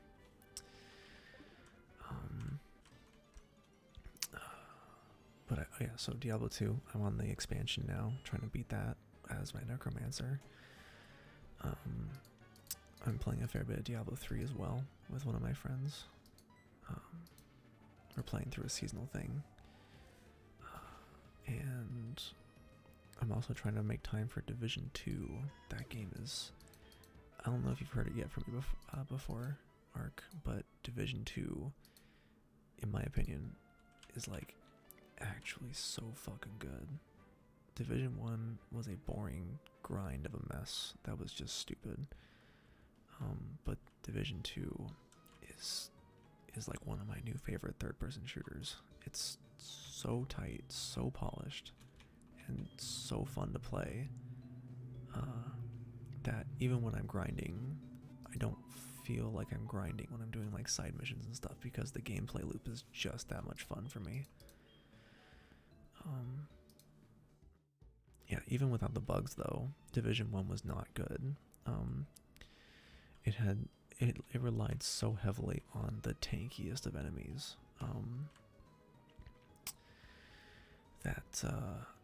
What do you call it? The tankiest of enemies that just took half an hour of shooting at them, and like often I'd run out. I remember in Division 1 I would run out of ammo fighting some of the bosses because they took so much damage. It was just laughably stupid. It was so bad. And thankfully there is absolutely none of that in Division 2. There's obviously some like mini bosses and stuff like that, but nothing so far has ever gotten to the extremes of just stupid grind as Division 1. You know, I'm shocked at just how much better it is than the first game. Like, on the surface level, I can see people arguing that it's all Division 2 is just Division 1.5, but like for me, the 0.5 is where they made the game actually good. They took out some of my favorite abilities, unfortunately. Like there was one of the abilities you could use that would while you were in cover, you'd use this ability to like reinforce the cover you had, so that it like raised the defense of anyone who was also taking cover along whatever panels you had buffed. That was like a cool little thing that they didn't keep for the sequel. But otherwise, the loot is so much more plentiful and so much more rewarding than the first game, infinitely. So it's almost like the difference of Diablo 3 before and after the loot overhaul they did with the auction house, where Diablo 3 just gave you the most boring loot that made no difference whatsoever. But then after the thing, you get like heroic and legendary drops left and right because the loot was actually good. Same idea with Division, I feel like. But yeah, I thoroughly enjoy the Division 2. I'm very surprised. I got it on a whim because I just wanted to give it a shot, and oh man, I fell in love almost immediately. The only downside to Division 2 is that its UI is laughably terrible. Like when Booby and I were first learning to play it, we both had to ask questions back and forth constantly to each other about, oh, where do you do this thing? How do you do that thing? And often neither of us would even know. We have to like Google it because the UI was so terrible. None of it made sense. The inner inventory space made no sense. The character sheet made no sense. They couldn't even label stuff properly. But like, man, there is some jaw-droppingly gorgeous stuff in that game too. It's polished to a mirror shine, for better or for worse, in a lot of aspects. But, you know. Yeah, I was pretty burned by Division 1, because I was so hyped I bought that like day one, and even had to deal with that line through the laptop in the first section before you could actually proceed to the game. But I think I waited a few days for that to subside before I started, because it was so buggy I could barely even log into it in the first place. So I think I missed out on the crowds. But anyways, that's the whole thing. This guy, however hard we battle, the tower will stand strong. Will it? I hope so. You've been playing League of Legends, oh you poor thing. Alright, these guys have really crappy bell sprouts. One thing I always forgot about these games was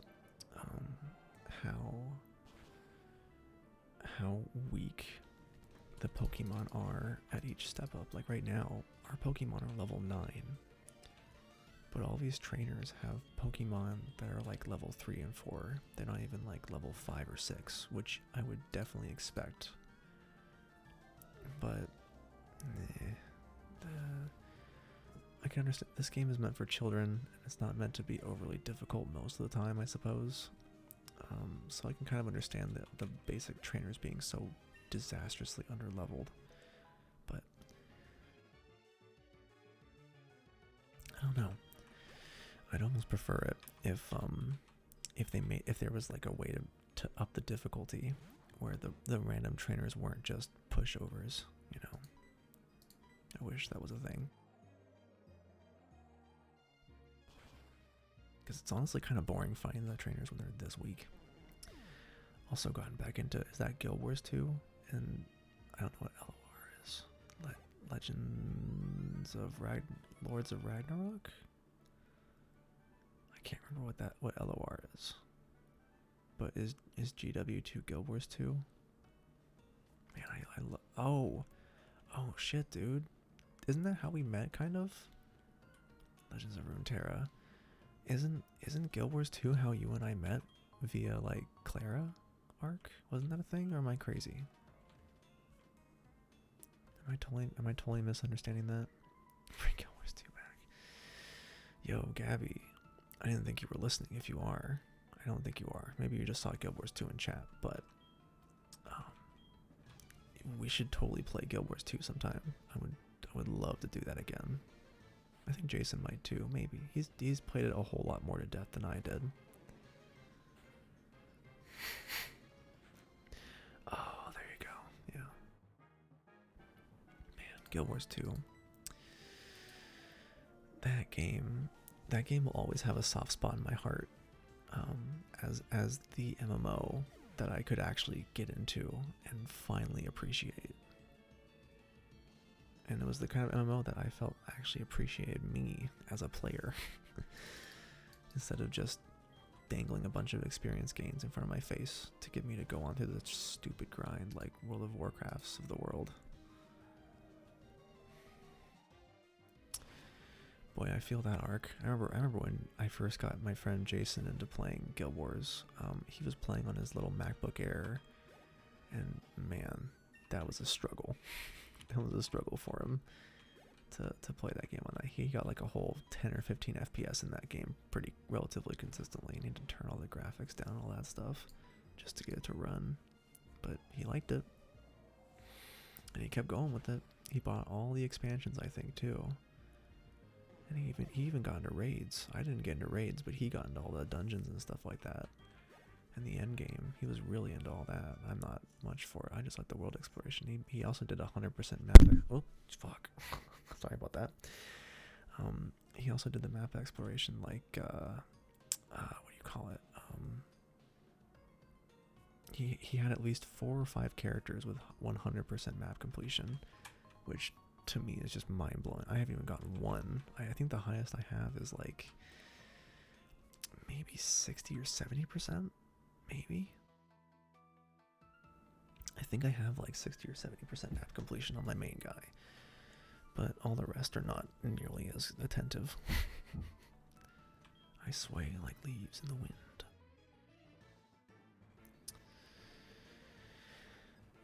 Legends of Runeterra sounds familiar, but I can't like picture it in my head. That's another MMO, right? It sounds like an MMO. Yeah, map completion. Oh no, indeed. One day I would like to get back to Guild Wars to actually complete the maps. Oh, that's right. That's why I remember it. Yep. Because there's that Riot Games card game thing, and then there's also, what is it, auto chess? That's the Dota thing. I can't remember what they call it. It's some stupid name for League of Legends version, but they have that.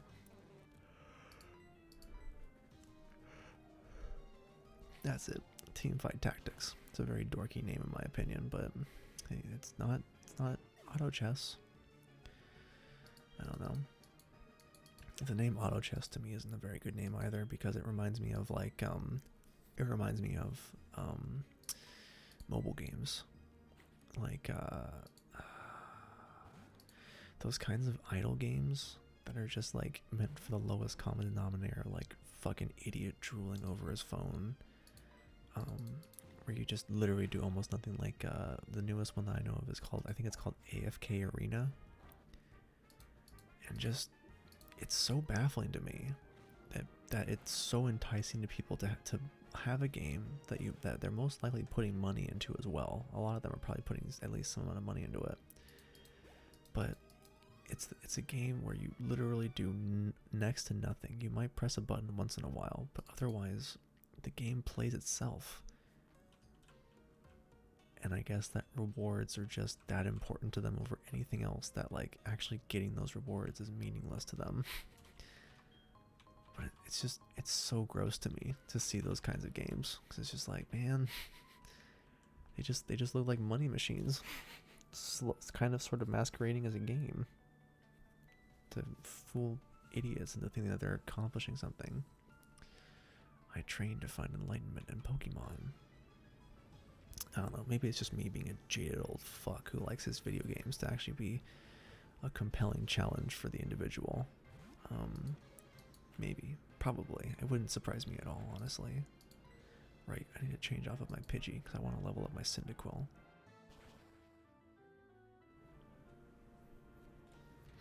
Critical hit. Done. I think it's going to level him up right there, yeah. Yeah. Sage Gin. This little squirt sure made me hurt. That sounds inappropriate, sir. Can you please keep your squirts to yourself? Thank you.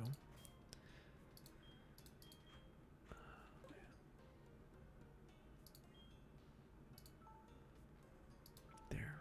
Saving. I'm so bad about saving consistently. At least at first. Eventually I'll get into the habit and I'll start saving every like 2 or 3 paces. But until then, you know, I'll save when I remember to. The Elder's TM, lights even pitch black darkness. That's pretty good. Some people do like gambling, which is why GTA 5 has gambling in it. Just actual slot machines. It's fucking deplorable.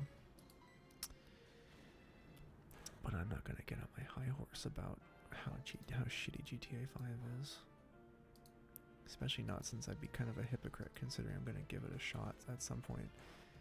If you haven't already heard,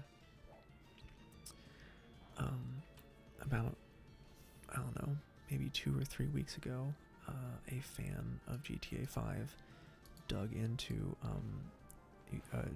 some debugging for the online portion of the game, because he wanted to investigate why GTA 5 Online's loading times and all that stuff was so garbage that it could take like 10 or 15 minutes to load into a game. It's like laughably bad. Oh fuck, I finally remember, yes. Wow, that was a lot of experience. And so what he found was that, of course, being a Rockstar game, there was a lot of laughably terrible code that meant that a lot of stuff was being very inefficiently referenced and checked multiple times or whatever the case may be. The kind of thing where they're like looking through their entire database of millions and millions of entries multiple times instead of doing any kind of work to make it more efficient. But not only did he find the problem for why loading times were so terrible in GTA Online, but he also fixed it. He also provided like a solution for how to make it better and make it more bearable. And it cut loading times by like 60%, I think. 50 or 60%. It was humongous. And of course, surprisingly, Rockstar gave him a $10,000 check and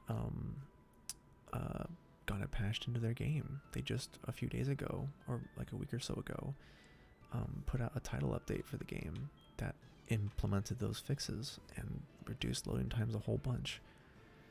And so I expect that there's going to be a fresh influx of players that are playing GTA Online again now that it doesn't take half an hour to get into a game, because no lie, back when I used to play GTA Online, it could take me, if I wanted to play online co-op with just like randos, I could easily wait half an hour to an hour of trying to get into games, disconnecting, getting into infinite loading screens, this or that, whatever. And I could be waiting, a half an hour or an hour or even longer and never actually get around to playing because of disconnects, of long load times, of crashes.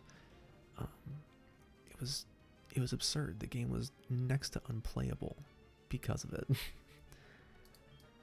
And I don't know, maybe with that out of the way, yeah, right? Yeah, I would literally have entire sessions where I'd be like, I'd set aside like 3 hours or something like that to play because I'd want to do those heists that they have, right?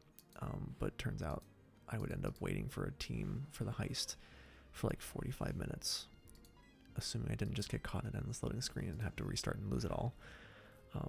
And then assuming that and then every time I got into a team for a heist, at least one person on the heist team was absolutely fucking dog shit. And so they'd lose, or they'd blow something up and fail the mission, and have to restart it over and over again. And I to this day, I don't know if I've ever actually completed a heist, because I have spent several hours looking for heists, or trying to do them, but I always have a team of monkeys that can never do an objective to save their lives. And so it just ends up going nowhere. And I waste like 4 hours of my night on GTA Online doing absolutely nothing productive. It's just, it's ridiculous. That game has made, I think it's like something like $4 or $5 billion. Like it's the single largest piece of entertainment content in the world. The single most profitable piece of entertainment content in the world. And they couldn't be bothered at all to fix their load times and their server issues until a fan came by and was like, hey, yeah, your stuff is really awful, here's how to fix it. And then within 2 weeks they had it fixed because someone else did the work for them. It's just, what the hell. But anyways, enough about that. Don't need to be negative all day. I feel like I gotta like ease down my voice again. I think we're getting a little too out of it. I need to like really just like ease into it again, you know. I think I'm getting too excited because I'm having a good time with this cast so far. Maybe that's just me. You showed us what you got, and it is indeed good. Take this technical machine. However, you should care more about your Pokemon. The way you treat your Pokemon can be too harsh. Remember, Pokemon are not tools of war. He calls himself the Elder, but he was no match for me. Sure enough, those who lecture how you should be nice to Pokemon, they cannot defeat me. All I care about are strong Pokemon that win every time. The rest of them don't mean anything to me. Fuckboy used an escape rope, and by the way, I named my rival Fuckboy, and I laughed my ass off that first time I did it.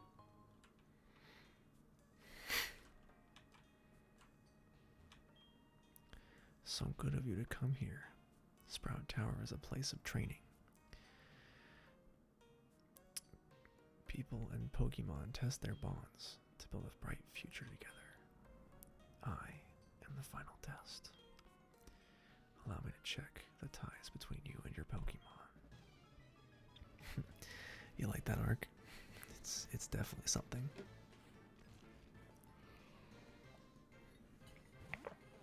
Quick water break, holy shit. Especially with how much I'm talking. I need to keep on my water a lot more often. That'll help my voice too, I think. Yeah, this is already helping my voice, just drinking water.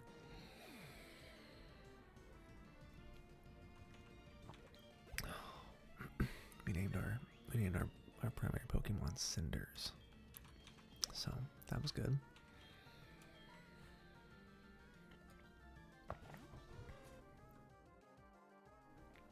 Oh, that makes a huge difference for my voice. Alrighty, I can tell. Thank God he missed with his hypnosis. That would have sucked. Pick. Hick. Kick. Do you know who that is in my profile picture arc? I'll give you brownie points if you know who that is.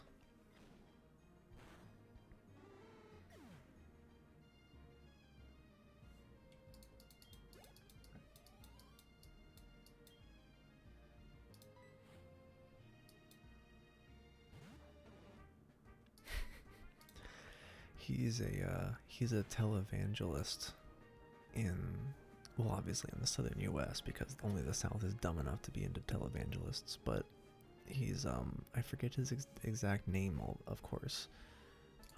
Let me see if I can find a thing on that. Let's see.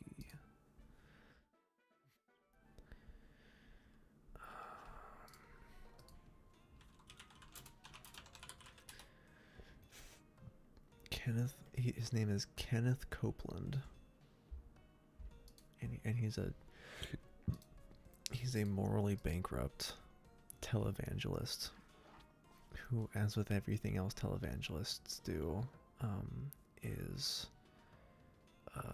very much that COVID-19. First he was saying COVID-19 was a hoax. Then he was saying that, oh, because of his faith in his power, he cured COVID-19, so it was no longer an issue, even though it definitely still was.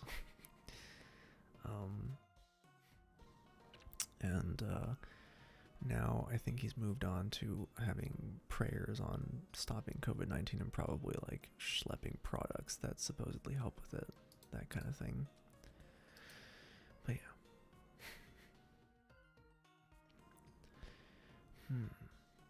The way you battle is quite elegant.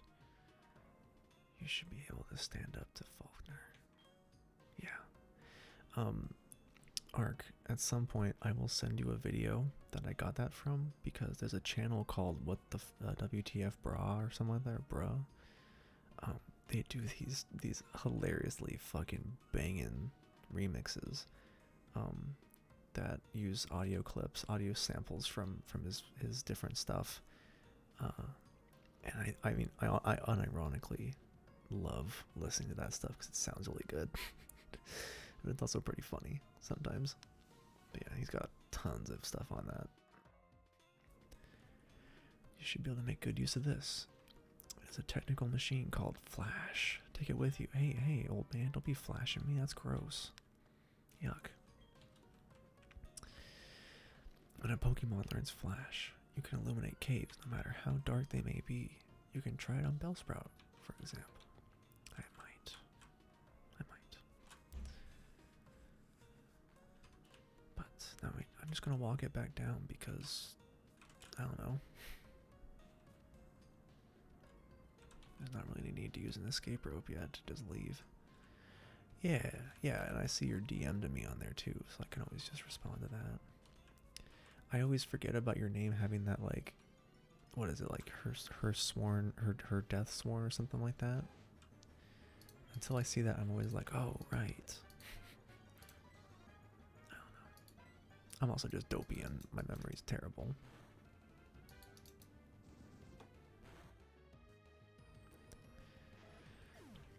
I remember ages ago you had that like Discord streamer group, but unfortunately I get the impression that didn't really seem to go anywhere.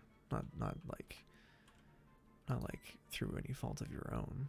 I just think that most people would not be very good at keeping up with it, you know, which is unfortunate. Streamers even now, especially now, it's worse than it used to be, but streamers are not very good at at being cooperative consistently, I find. Most of them anyways. Some of them are consistently cooperative, but a lot of people are just not good at it.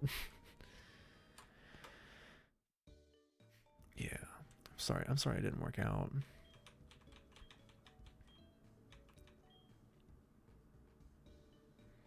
Yeah, it's really hard to get streamers to work together consistently, I found, especially with my time in Team Panda. It was just fuck. I learned a lot from that. Well, mostly that people aren't good at working together. Streamers anyways. Sometimes it works out. Some people are, but a lot of people are not, which is unfortunate. Alright, I want to get a Bellsprout. I want to capture 2 of them. One of them I want to teach Flash. The other one I want to trade for an Onyx. And I believe the level of the Bellsprout is directly related to what the level is of the Onyx you get. So, we're going to see about that.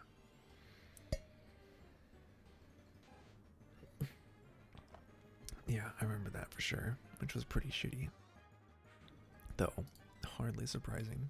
It's just shitty of them. Which is annoying.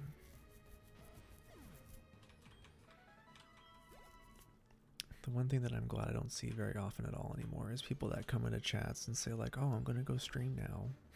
I'm just like, get the fuck out of here. What are you doing? It's just like, it doesn't happen very often anymore, even anywhere else that I see it. It happens once in a while, but it's not like an everyday occurrence like what I used to see, with people being like, hey, thanks for doing this stream. I'm gonna go stream now myself. Oh, bye. It's like, don't say that. Don't be saying that.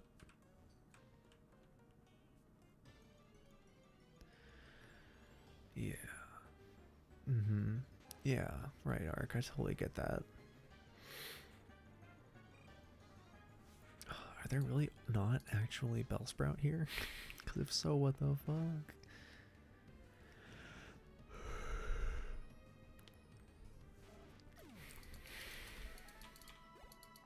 I honestly might need to start running from these fights because I don't want to get too leveled that I can't even catch a Bellsprout. I need to get a Bellsprout or two if I can. Oh, come on.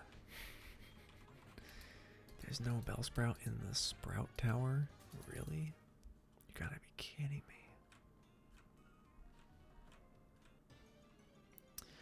Yeah, and you know, honestly, I wouldn't say that like I contributed to the aspect of like trying to steal views or anything like that. Like I definitely tried at first to kind of make an effort with that group thing, you know? But I very quickly just noticed that like no one else in there was going to really talk a whole lot about it or like cooperate or collaborate or anything like that. Yeah, you know, I was kind of thinking that, Arc. I was hoping I could get away with something higher level in here, but I think you're right, unfortunately. Which sucks, because I hate having to get low-level Pokemon. It's very annoying. But yeah, I definitely remember trying it first with that server, because I was like, oh, like this person's streaming, let's go hang out with them, see how their stuff is, and like, I didn't think many of them were very good in the first place. But then I could just tell very early on that there was not a collaborative aspect going on. People were just linking their channels and then never interacting with anyone else in the server. Not really, anyways. And so I just kind of dropped out fairly early. But that was also around the time that I was kind of falling out of streaming in general. So it was kind of a whole thing.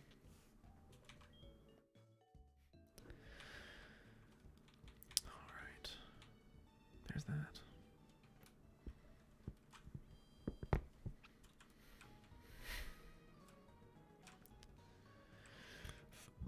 I like to think that by the time I stopped streaming, I was and still kind of am fairly experienced with it. I think that the easiest thing to learn with streaming and the easiest thing to do with streaming is just to get used to that constant chat interaction. For me, if you're live streaming and never actively looking at chat, like, what's the point? You might as well just have a YouTube video. And I remember way back in the day when I was like very first starting out and I had like, you know, 10 followers, 20 followers, whatever. People would come in and be like, whoa, dude, you're like always on the ball with chat. This is very interesting. I'm like, yeah, why isn't everyone? Why doesn't everyone, like, I kind of go overboard with it because I just kind of end up staring at my chat almost sometimes, depending on how fast things are going or whatever. Like, even with this ASMR stream, I am like probably checking chat every like 10 or 15 seconds. Regardless of if anything new has come up or not, I'm just always checking. Oh, yeah. Yeah, absolutely. And even without that, it's perfectly possible. It's perfectly possible and perfectly reasonable to go into streaming with the intent to make money and to make it into a business. There's nothing inherently wrong with that. It just means that if you're making stupid mistakes, you're just wasting your time even more. Because if you want to grow it into a kind of profitable business for yourself, or at least a side revenue kind of thing, there's just a lot of big mistakes that people make that are very easy to avoid. Like the most obvious one is just chat interaction. Just like the amount of times I've hung out with people in their chats and seen, like, I'll like say hi or say something in chat and like not get a response for like you know, 5 or 10 minutes, right? It's just strange to me. It's weird because it feels like I'm just watching a YouTube Let's Play, you know? It's probably the one biggest thing that would ever turn me off to watching someone is if I or really anyone is talking in chat and they just aren't very quick to respond, or if they don't respond at all even. I've known some streamers in my time where they just like they wouldn't look at chat for like 15-20 minutes at a time. Like it was baffling to me what these people were doing. Like their audio balance was atrocious. Either the game was too quiet or their voice was way too loud and like not good quality. Those are easy things to fix too most of the time. And then yeah, just like I remember there's this one person that I almost felt bad about because she kind of seemed to look to me for advice on doing streaming stuff because she liked my setup and how, you know, clean it was. And I remember at one point she sent me like a clip of one of her streams or something like that she'd done, and I felt bad because I was almost horrified at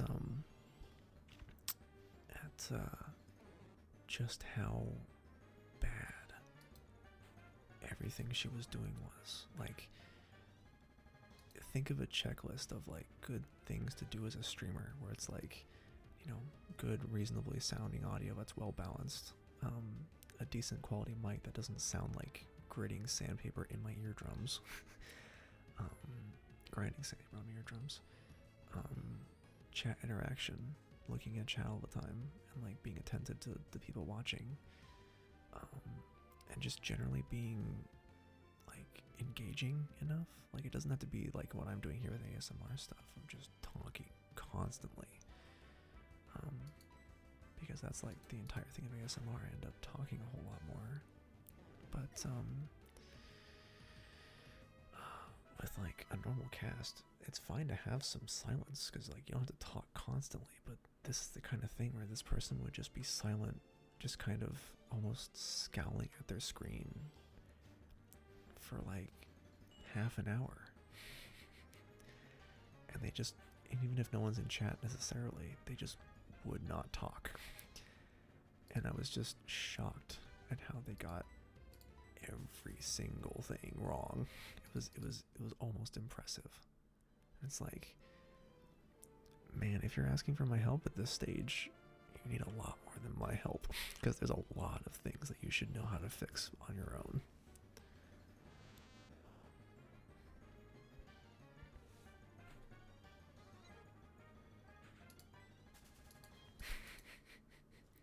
An old video, yeah. Like from who? Who's making a video like that? I'm starting to think that it was a mistake to get my Pokemon so leveled because these Bellsprouts are too fucking weak. Yeah. Do nothing and blame it on their chat. Like, as in they do nothing and they blame their nothingness on the lack of chat interaction, or what? That sounds kind of weird, but I've seen people do that before where they're like, oh, I don't talk because chat doesn't say anything. It's like, well, you kind of gotta be the one to initiate when you're the streamer sometimes. It's unfortunate. That's just how it is. Yeah, that doesn't surprise me. Unfortunately.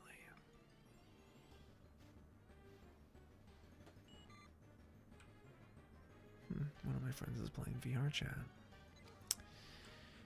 Part of me wants to give VR chat a try someday, but like, I don't have any patience for all the stupid memes and people that are on VR chat. It's just weird to me. Maybe I'm just too cynical.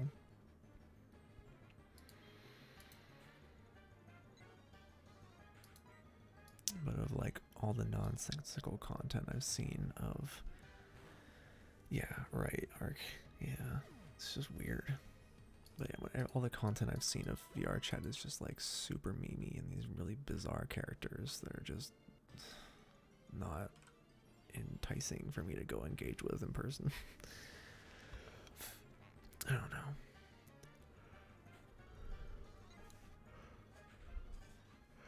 Yeah.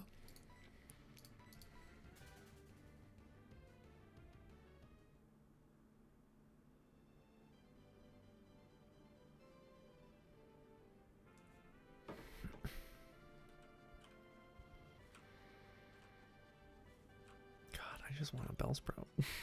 Fuck. Nice. Yeah, that'd be good. Sure. Why not?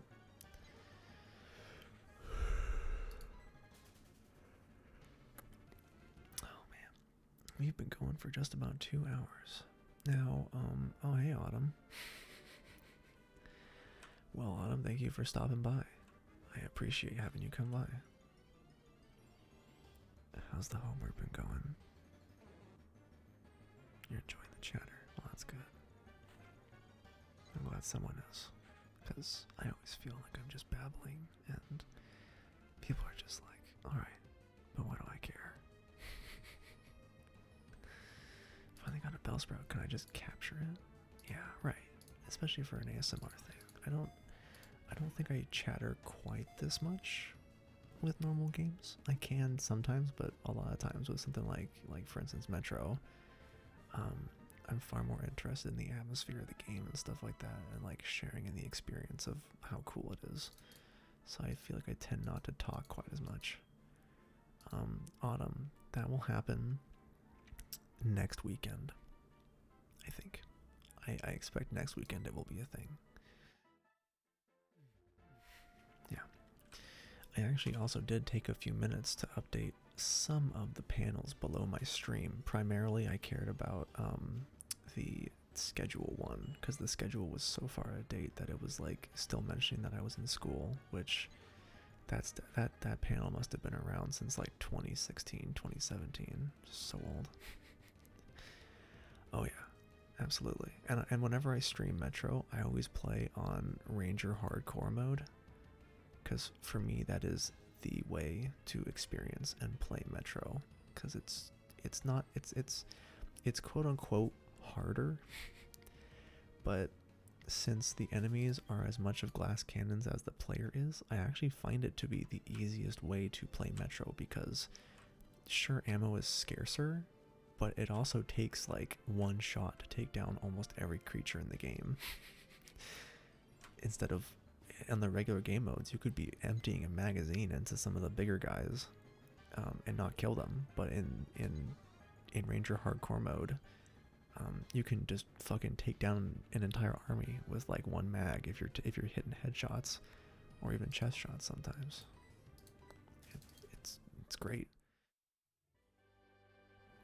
But yeah, I am currently debating with myself whether I play Metro 2033 OG or Redux.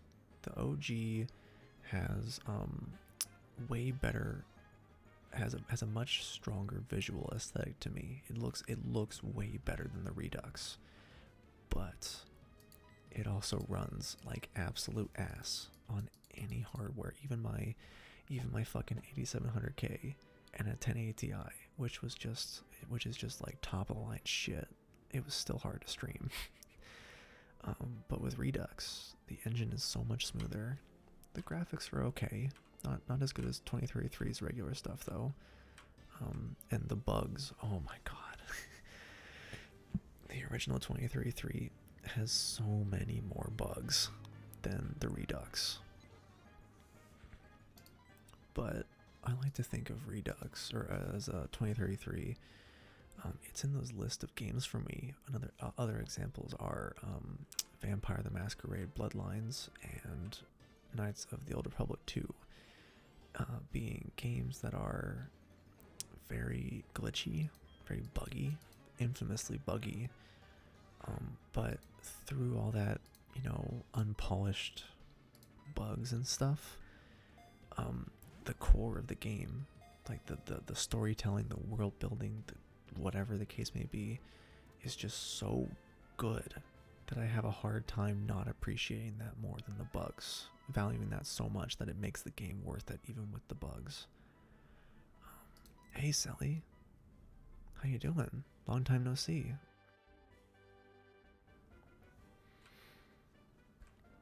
How you doing? Welcome on in. Also, Autumn. Thank you for the follow, Sally. I feel like maybe you were following before, or maybe not. I don't know. Autumn, what homework do you have to work on? What kind of stuff you doing? Right. Yeah, that's what I'm thinking too, Ark. I'm definitely settling on it. The other good thing that the Redux does, the one really objectively good thing the Redux does over the original, is that they fixed the stealth at least a tiny bit. It's still really jank compared to Last Light. Last Light made the stealth way better, but 2033 stealth in the original game is just so hilariously jank unless you do things very specifically. Like, you might as well not worry about stealth because it's that hard to do. I have managed to make it work, but I had to cheese it so hard with so many quick saves because it is so bad in the original game. And Sally, I'm doing pretty good. Oh yeah, dude, I grew up on Red and Blue. And Sally, I had all the Pokemon games leading up to the DS versions. I had Red, Blue, and Yellow. Well, actually, the reason I had it was primarily because my brother and sister also wanted to play the games. We all played them together. So we got all the versions to play and split between us. But I had Red, Blue, Yellow, Gold, Silver, Crystal.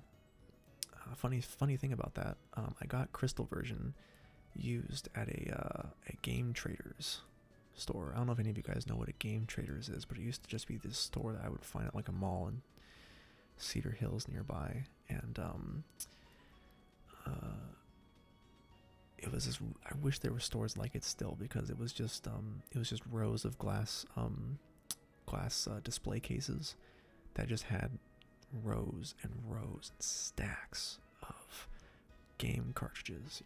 It was anything you could think of. It could be any console. It could be fucking Sega. It could be Game Boy, NES, SNES stuff. I think there was even some like Commodore 64 and those kinds of more obscure consoles. And then walls of N64 games and PS1 games and stuff like that. And they even had some demo kiosks occasionally of like an N64 or a PS2, PS1 I guess at the time. And from this Game Traders, that's where I got Crystal version. And the Crystal version that I got, it had, the Pokédex was completely filled out, 100%.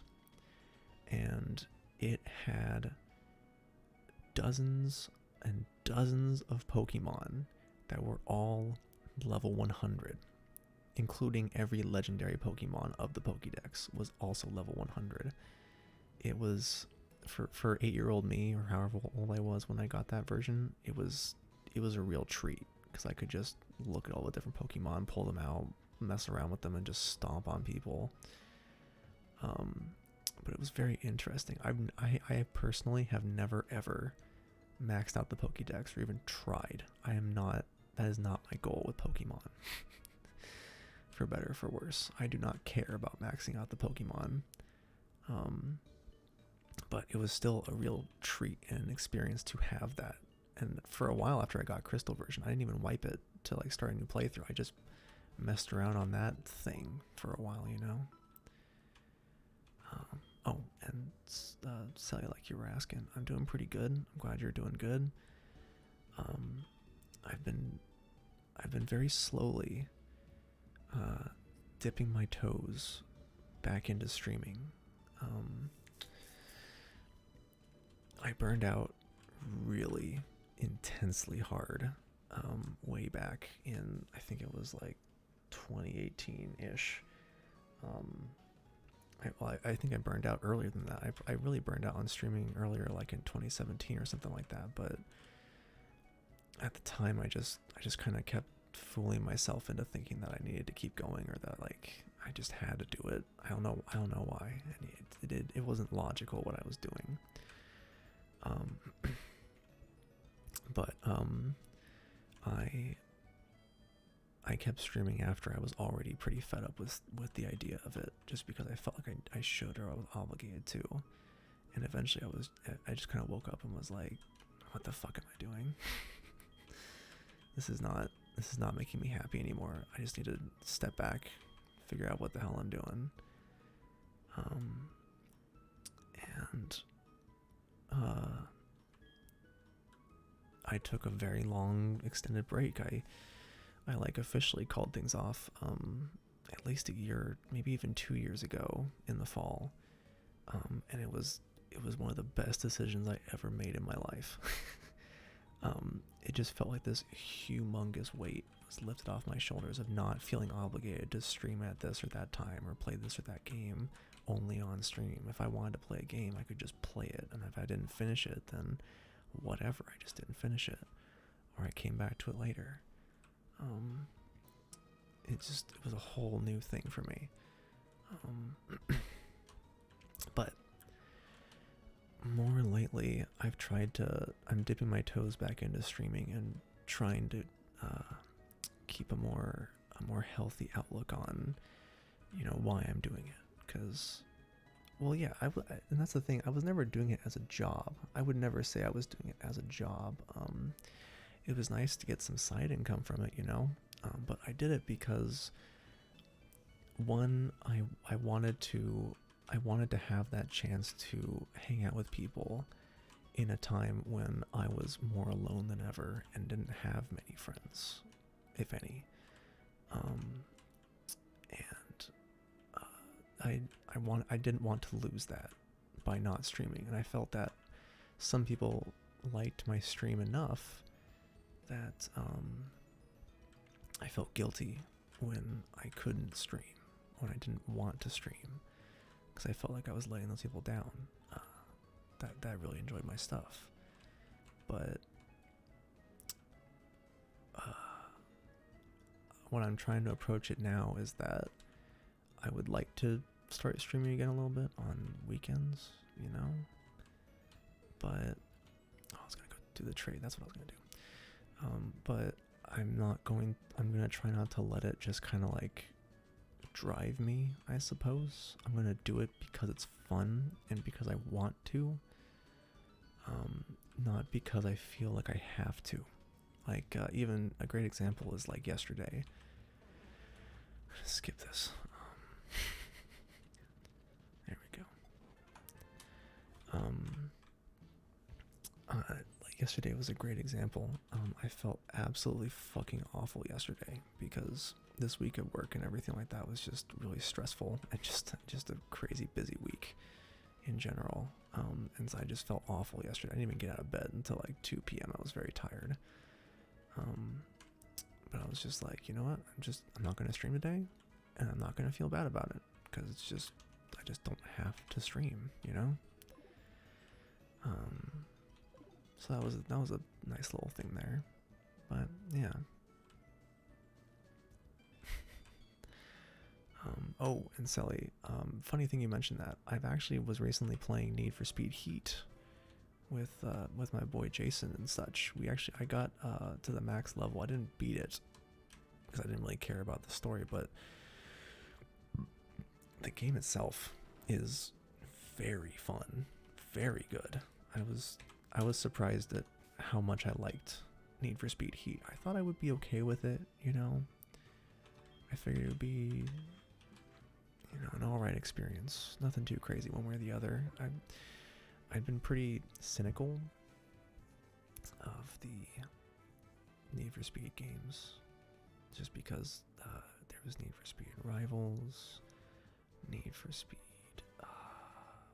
what was that called? The Run? I think it was called The Run. Those games were just so not very good. And when you say Most Wanted, do you mean the rebooted Most Wanted, or like the PS2 and Xbox generation of Most Wanted? Because both of those are good, but I surprisingly do like the rebooted Most Wanted. That's one of my favorites. But Heat is also one of my favorites. It's one of my new favorites as a racing game. It's it's surprisingly fun, and I'm very glad to have gotten that when I did. On sale, anyways. PC also good. Yeah. Oh yeah, on PC, Heat looks absolutely stunning and gorgeous. The funniest thing, I need to get back into Heat because, funny thing, in case any of you guys weren't aware, I was wondering about why Heat ran so weirdly on my setup, because I have I have like a 1080 Ti and all that shit in here. I'm like, why doesn't this get a higher frame rate? It can't be that heavy. And I looked in Task Manager because my GPU usage was fine. It was a little bit on the low side, but I looked in Task Manager while running Need for Speed Heat, and all 12 threads on my 8700K. That's 6 physical cores, 6 virtual cores. All 12 threads were basically maxed out, which I've only ever seen in Rainbow Six Siege, because for those of you that aren't aware, Siege uses a very specialized 3D audio engine in it that allows for real-time and like not quite ray traced, but like pseudo ray traced audio processing in terms of distance, what materials it reverbs off of, whether they're above or below you, how far away they are. The audio engine in Rainbow Six Siege is the one of the most impressive aspects of that game on a technical level. And the nice thing about audio processing is that by the nature of audio processing and how calculations are done, it is extremely easy to parallelize audio processing. And then once you can parallelize it, you can just put on the pressure and really use all those computing cycles across multiple cores to really squeeze out the most accurate sound processing you can possibly get. It means a high usage of your CPU, but the end result is, just unparalleled audio. And that's what weighs down Rainbow Six Siege a lot. I found that one of the easiest ways, ironically, one of the easiest ways to improve your frame rate in Siege, assuming you have, at least a middling graphics card. Like, you don't have to have, like, a 3090, like the highest end GPU on the market. You don't have to, but it's obviously nice. But say you have, like, a 1060 or a 1070, and you want to improve your frame rates and maybe help your stuttering. One of the better ways to get that accomplished is with a CPU upgrade. When I went from my 6800K 6-core to my 8700K 6-core, the improvement there was in instructions per clock, and instead of 3.6 gigahertz speed for my CPU, it was 5 gigahertz, immensely more powerful.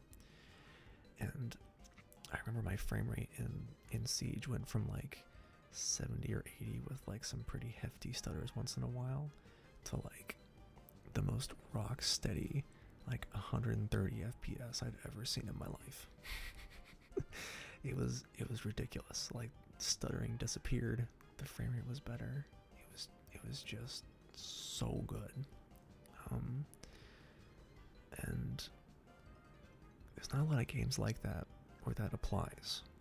But Heat also uses 100% of the cores, which is weird because I don't think they have the same kind of excuse as Rainbow Six does of audio processing. I think it's just I don't know if it's necessarily a bug or a feature, but it's weird to me that a racing game has that heavy CPU usage. But I need to go back in there with my new chip because I very recently upgraded from my 8700K to a 5900X Ryzen chip, and that's a 12-core 24-thread CPU that I haven't done too much overclocking with yet, but I'm starting to tweak my memory a little bit, my RAM, and I want to try some overclocking. If I'm obscenely lucky, I can get all 12 cores to 5 gigahertz. If I'm obscenely lucky.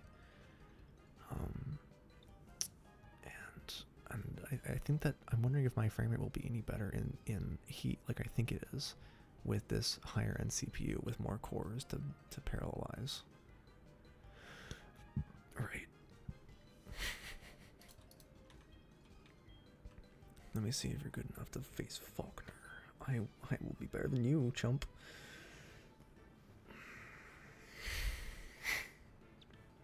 Birdkeeper Abe. Spiro, huh? Okay. This is the same Spiro that bullied Ash in the first Pokemon episode. I guess that was technically the second, wasn't it? Oh man, I might need to go back and rewatch the original Pokemon series, like the first season or whatever, where he's in Kanto. I might need to go back and rewatch that. Oh. Well, thank you very much, Sally, for coming by. I really appreciate it.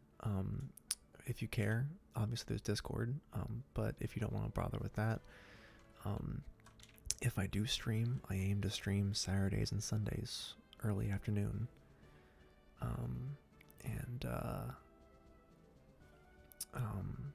Yeah, if I stream, early afternoons, PST, usually maybe around noon or 1-ish is when I aim to start. So maybe I'll see you around. Either way, have a good night. Thanks for coming by.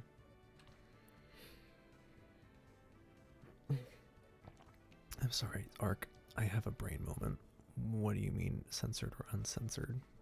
I'm having a brain moment. I don't remember what that means in the context of the conversation.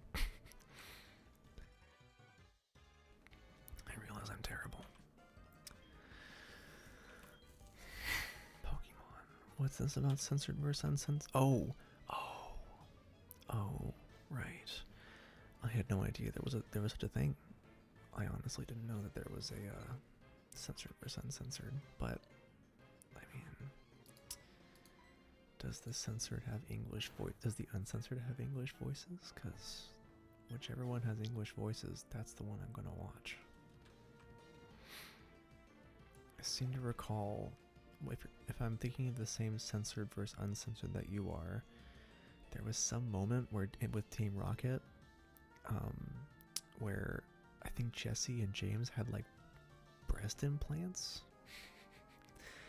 They were like on a beach in bathing suits, and like Jesse has these big old titties, and they're making fun of Misty because she's a surfboard of a woman with no fucking boobs. But it's also funny because I think in the context of the story, they're like 12 or 13 years old, so it's just discomforting. But yeah, that stuff. Yeah. I think I will be watching the Americanized one. If only because that's what I know. I grew up having a few of the episodes on VHS. I think I had 2 or 3 VHS tapes, and each one had 2 episodes, I think it was. Either 2 or 4 episodes. I remember one VHS had the first 2 episodes, and another one had... one of the episodes was the Ponyta and Rapidash episode with the Tauros and all that stuff, where they're doing the races on the racetrack. That was one of the episodes. And then the other one was the Ninja Gym Leader. That was another one of the episodes that I had on VHS. And those, I watched those on repeat just all the time. I'd obviously watch the other stuff too when I could, when they were on, like especially on like Saturday morning cartoons and stuff like that. But I definitely was very big about rewatching those VHS tapes. I almost have them memorized even after all this time. I've seen them so many times. Oh damn, I don't remember that part, but it sounds vaguely familiar.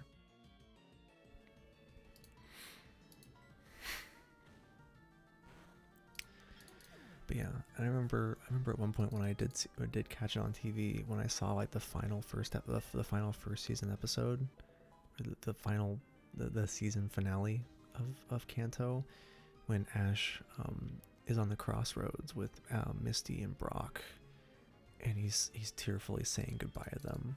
I remember as a kid, I just started bawling my eyes out, and I was hiding behind the couch because I was so I was so embarrassed that I was crying so hard about a Pokemon episode that I hid behind the couch while I was watching it because I was tearing up so hard. In case anyone came by, I could duck down behind the couch and hide my tears. But man, oh, that really hit me right in the feels. That was one. The Pikachu episode where he's ready to give up Pikachu to go live with his people. That was another one that like really hit me in the feels. And the Fly Butterfree episode where he does actually release Butterfree into the wild. Oh, that just made my heart ache every time I watched it. Those were good. Those were good episodes. It's Joey. How are you? Hey, do you remember my super cool Rattata?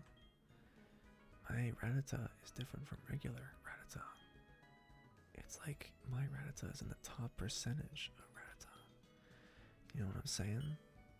I like how Joey literally called me up just to talk about how amazing his Rattata is and then hang up. What a dick. But hey, living world, honestly, I like it. I find the little quirks more engaging in this game. Because I could totally see some dweeby Pokemon guy just getting overly excited about his stupid little Rattata and calling up at the person who beat him to be like, hey, my Rattata's super cool, you want to see it? It's gotta be like top shelf Rattata. And I'm like, I don't fucking care, but congratulations, guy.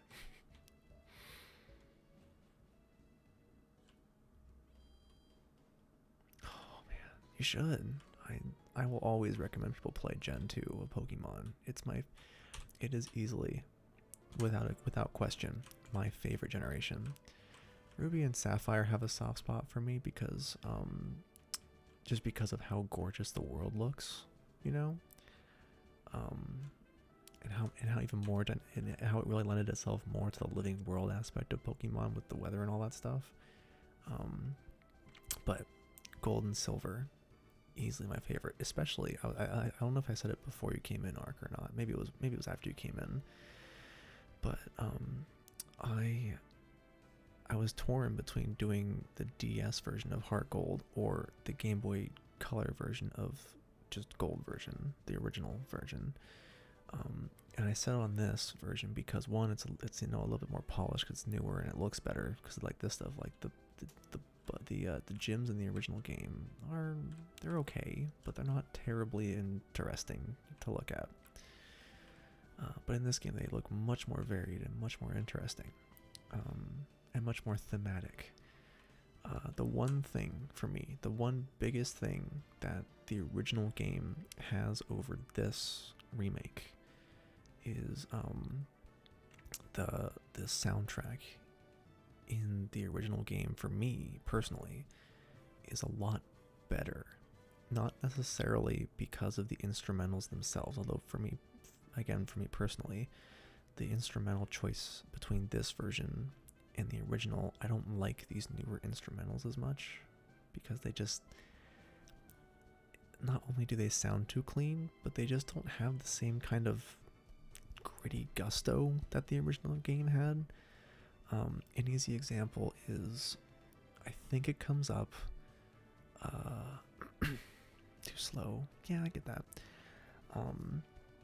An easy example for me is there's a Team Rocket base that you go into at one point in the game. I forget if it there's an instance where it happens in this region in Johto, but there's another instance where you go back to Kanto and you have more stuff there. And I forget if it happens in both places or not, but there's one particular track that comes on when you are in the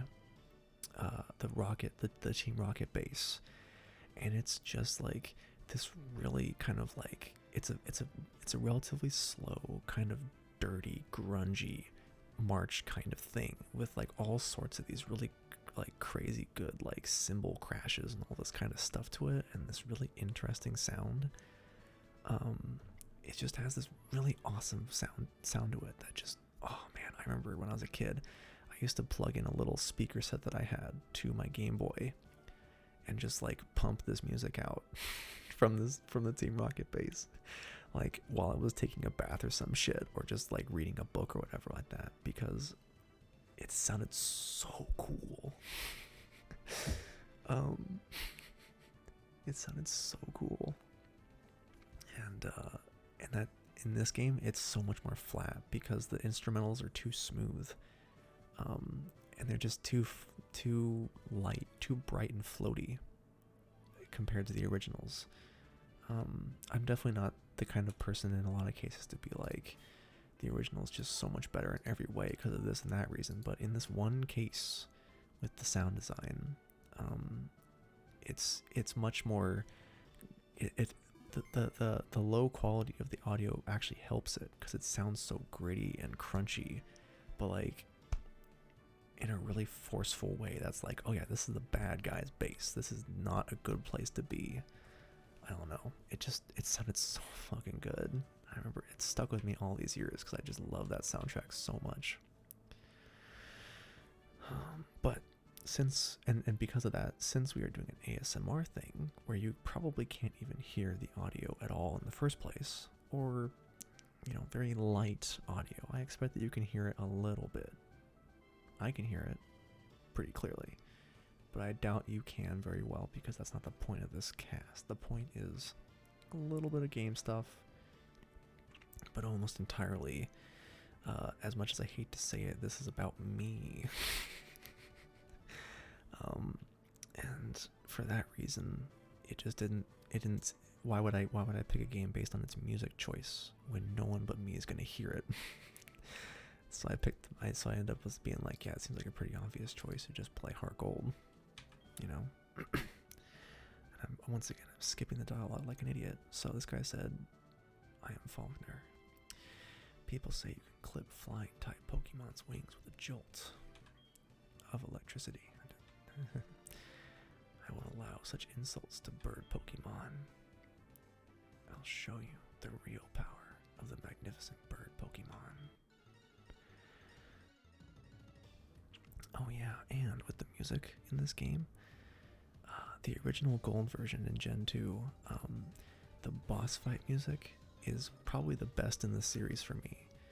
And the rival music for me is easily the best in the series, because this is one of the few rival games where, because in Gen 1, your rival is Gary. Your rival is Gary, and he's just kind of like a childhood rival, you know. He's an asshole, but like he's not inherently a terrible person in the same sense as this guy is, the redhead guy. In this game, he's like an actual terrorist in a way, almost. For the rival in this game, he's almost like a Pokemon terrorist. He's so close to that kind of level of evil. And his boss, and his like rival boss fight, is just so fucking wild and so energetic and fucking hard hitting. Oh my god, I was always hyped for a boss fight against the rival in the original game because the music was my favorite part. Oh man, I wish they could have gotten the music as good in all the other games as they did in Gen 2, because they really nailed it. Oh, there you go. Yeah, I just guessed. He treats his Pokemon like dirt. What? So, how do you know that he's a terrorist? Or the son of a terrorist, I mean. How do you know that? I never knew that. I was just guessing. Water break. Definitely a water break moment. I need to drink more water when I'm doing ASMR, because my throat isn't necessarily hurting, but I can't imagine it's great for my voice.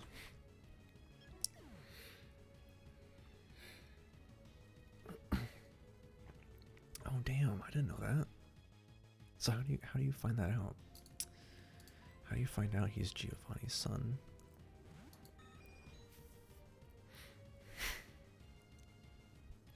Interesting. Do you know if you're like told it by somebody, or is it like something that you discover in like a journal entry that you might find lying around somewhere? You know what I mean? Damn it, I missed. At least he's not using quick attack like a smart trainer, like a gym leader would. He's just an idiot who uses tackle. Oh shit. That's not good. Not even That didn't do much. We can still fly. Yeah, you can fly when I let you on fire like it's Mario 64. How's that for a retro video game reference? Even just making that joke, I can already hear Mario going while he like runs around with his ass on fire.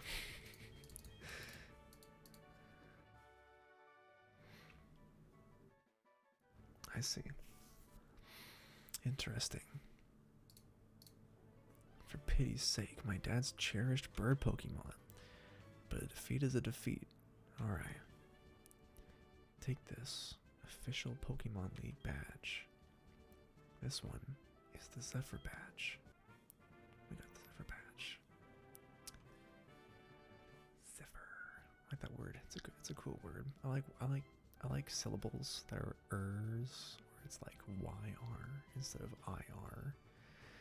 I don't know why, but it always makes me think of like fantasy stuff, like elvish words. You know? I find it's like cool with a K, Kewl.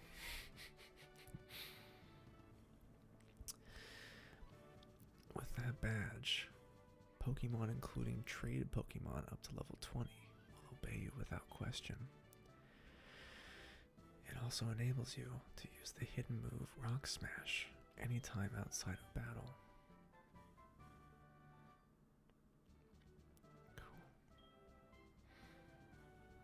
By using a TM, a Pokemon will instantly learn a new move. Think before you act. A TM can be used only once. TM51 contains Roost. It restores half the max HP. There are Pokemon gyms in cities and towns ahead. Make good use of them. As for your next move, I would suggest Azalea Town. Now, one other thing about this remake is that they changed what the TMs are that you get from either all of the gym leaders or at least most of them. Like Roost was not an ability when Gold first came out. I feel like you got like some kind of air cutter ability from him when you played before. It was a pretty weak sauce ability, honestly. But yeah, Roost is whatever, I suppose. Details are, well, I can't really say anything, but we want you to carry that egg. My assistant is at the Pokemart in Violet City. Could you go meet him and pick up that egg? Yeah, easily. Roost was not there. Oh, whoops. Oh, shit, I didn't mean to. Sorry, Mother. Isn't that where Sprout Tower is? Did you go take a look? By the way, you saved up $600. You want to keep on saving? Yes, Mama. BD, keep it up. I'm rooting for you, baby. Very nice. Thanks, Mom. But I was saying before you came in, Ark, I think anyways, that I've always liked to have my mom save money for me in this game, because it's almost like, one, I almost never need to spend money on anything, almost never, and two, it's almost like a secondary reward for getting Fly. Because what I do is I don't ever go back to my hometown of whatever it's even called. I don't even know what it's called. Map. New Barktown. I don't ever go back to New Barktown until much later in the game. Usually until I get Fly. And by the time you get Fly and go back to Azalea Town or New Barktown, you'll have done a lot of gym battles and this and that stuff, and have made a lot of money, and a lot of money's gone to your mom. And so I fly back to New Barktown, and I pick out the money, and it's like a nice big old bundle of cash to just take. And it's almost like another secondary reward for having gotten Fly and using it. In that I can just quickly go back there and just take out all that money and get a fuck ton of money, usually doubling the amount of money that I already have. I realize that it's superfluous because, I mean, all I'm doing is holding money for myself. It's honestly a pretty unnecessary mechanic unless you're losing so often that you are hemorrhaging money, right? But at the same time, I don't know. I don't use the money anyways, so it's just a mild little bump of endorphins there of like, hey, we got a bunch of money, great. You know? Does that make any sense? Maybe I'm crazy.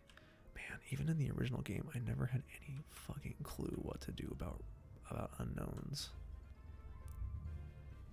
I'm kind of dumb though, so yeah, I forgot about that. That she'll use your money to buy like randomized items that are. I feel like the items tend to be either somewhat rare items or, at the very least, items that might be like a tier above what you can get. Like if you can only get potions, she might call you up and be like, "Oh yeah, I used your money to buy you some super potions or something like that," you know? Cool, thank you. I got another hidden move I didn't even know about. Make 'em faint, rock smash. Nice. Hidden moves like this are hard for your Pokemon to forget once they've learned them. You should think carefully which Pokemon should learn it. One thing before I forget about it, I do need to go grocery shopping today. I didn't do it yesterday like I wanted to because I was feeling like shit. But today I do actually really want to go grocery shopping for some stuff. What am I thinking? Along with groceries, the weed shop I go to closes at 6. So it's 3:40 now. I'm thinking we'll go until 4. And I'm probably going to call it there. That'll be a little bit over a 3-hour cast. Pretty good length. And it'll be a good chance to end it, so it won't be fucking crazy late by the time I go grocery shopping and I can come back home and just enjoy the rest of my evening, you know? So that'll be good. Route to Azalea Town. Let's save again.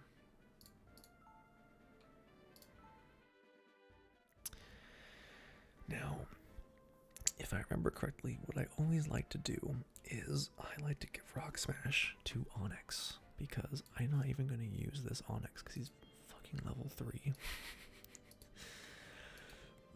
And I have no real need for Onyx yet, if ever. Oh, no worries, yeah. What's Clash?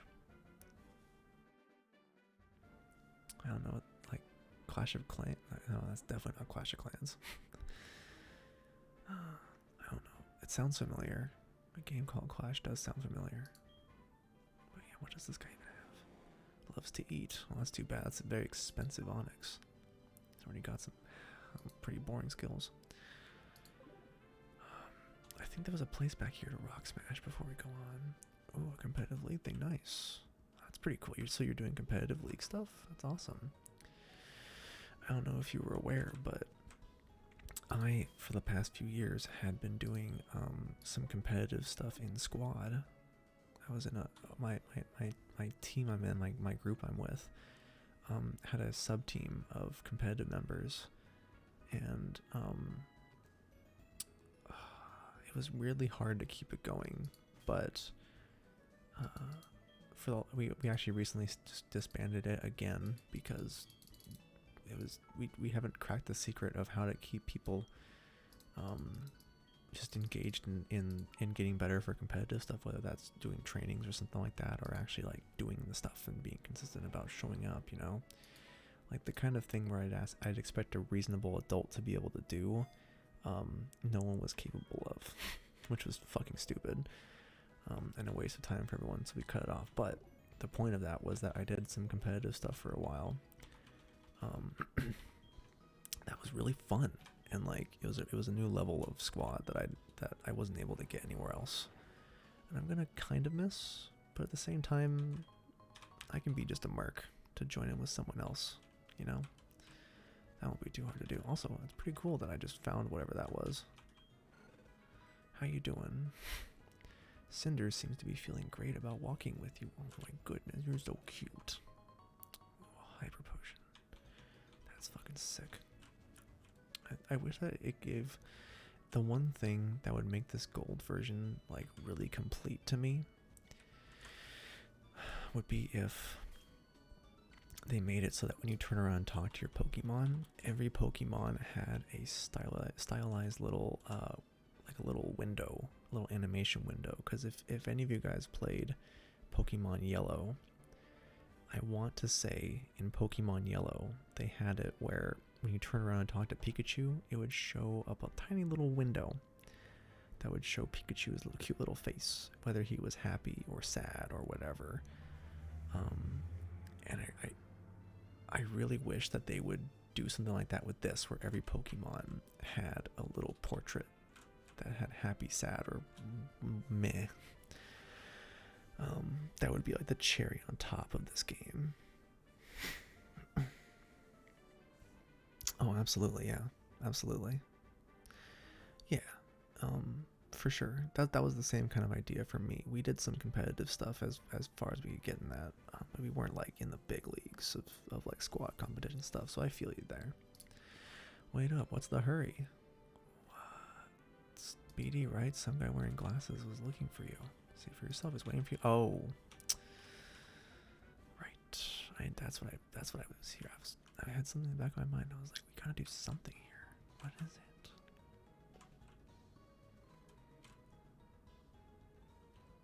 One thing I will say though, this game does some of the music better than the original. Like this town theme for this place, the instrumentals, the kind of drum beats, it flows a lot more smoothly and does sound more like a nice calming village atmosphere, town atmosphere. Same as the Pokemart. They do that kind of stuff, yeah.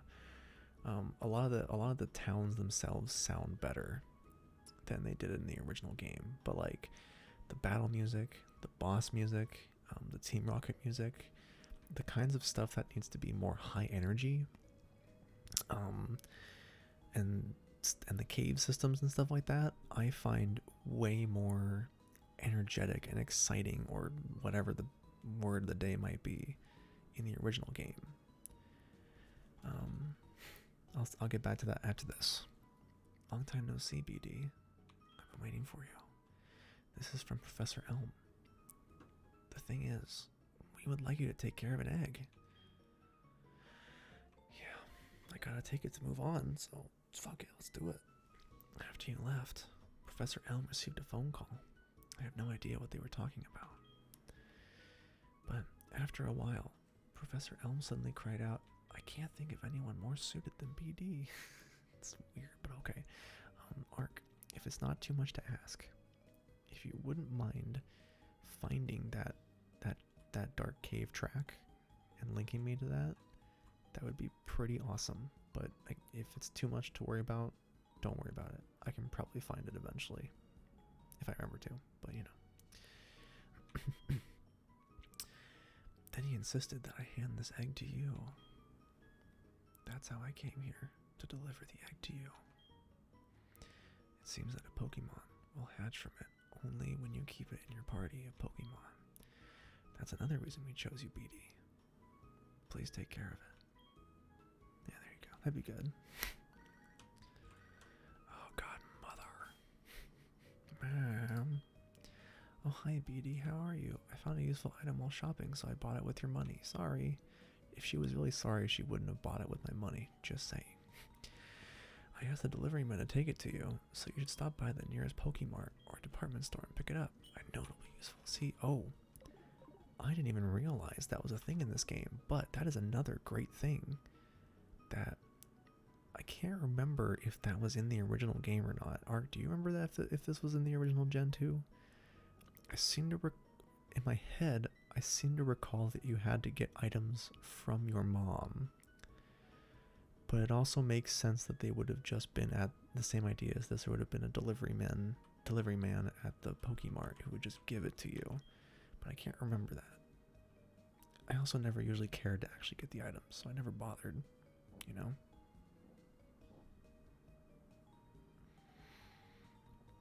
Good day. BD, is it? I have a package for you from your mom. Here you go. Thank you. Super potion. There it is. We look forward to your next visit. Nice. So that's now the real question is, what potions can I get here? Oh, super potion. Okay. What I'm really wondering is if there's any kind of discount. Like, say, if a super potion here, if it costs $700, but if it costs $700 in a store, I'm wondering if it's possible that giving money to your mom, who then buys you these items, if it's at like a discount, you know what I mean? Because if she's just taking your money and buying a super potion for the same price as if I had bought it, well, that doesn't seem like a good trade at all, because I didn't want her to buy it for me, right? It almost seems like a randomized tax on my income that mom's taking to buy me dumb shit I don't need. But if what do you call it? If your mom is able to buy stuff for you, like the super potion at a discount, say you get it for like 500 instead of 700, that's pretty compelling. That's another good reason to give money to your mom, because she'll just give you gifts at cheaper prices. I never really thought about that before now, but now I'm really curious if that's actually a thing. Yeah. I wish there was some way to call my mom and tell her to stop buying stupid shit, though. That's what I want. Okay, anyways. Oh my, oh my. Me, oh my. I mean, that egg must be... I see. So it was handed from Mr. Pokemon to Professor Elm. Then from Professor Elm to you. Now I get it. That egg is truly an important egg. Please do take good care of it for me. Is that understood?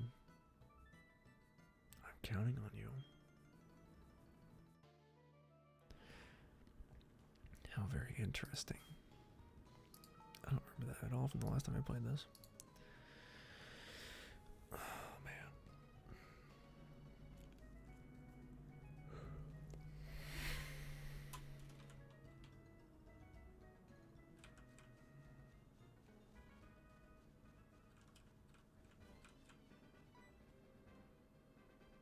Wait up, what's the hurry? You have some good Pokemon there. It must be from the training you gave them around Violet City. The training at the gym must have been especially helpful. As a souvenir of Violet City, take this.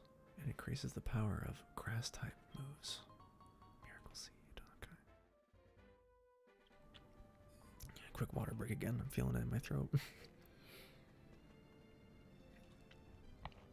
Don't forget to hydrate, everybody. Hydration is very important. I can definitely feel my throat kind of starting to get sore, so it'll definitely be good to be calling it soonish. Oh, excuse me, I should have muted before I did that. I might even just stop before we enter the cave itself. That might be a good stopping point before we go on for the next time.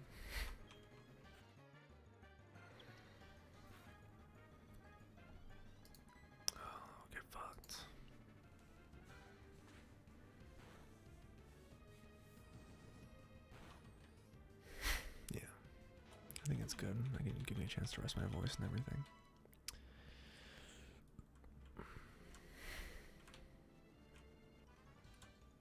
Then we can beat up these gym people first. Or just trainers, not gym people. I haven't seen you around before. So you think you're pretty tough?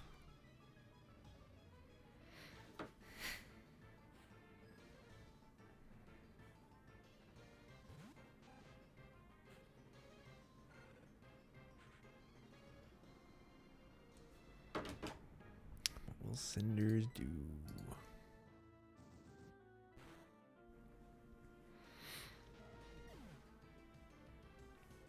Fainted.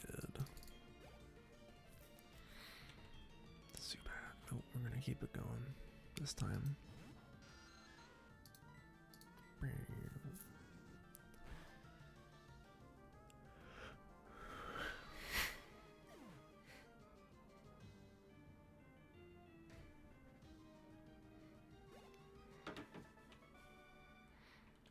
You're strong.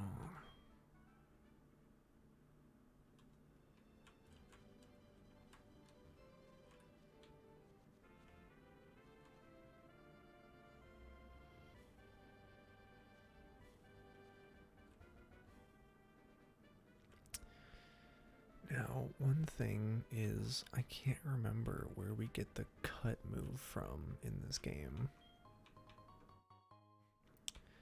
I don't think we would have gotten it in the last city we were just in, Violet City or whatever. I think it's in. It's either in the next city, the next town, where we fight the next boss, the next gym leader, with the slowpoke well in it. You know, it's either there, or it's in like the major city with the radio station. I can't remember.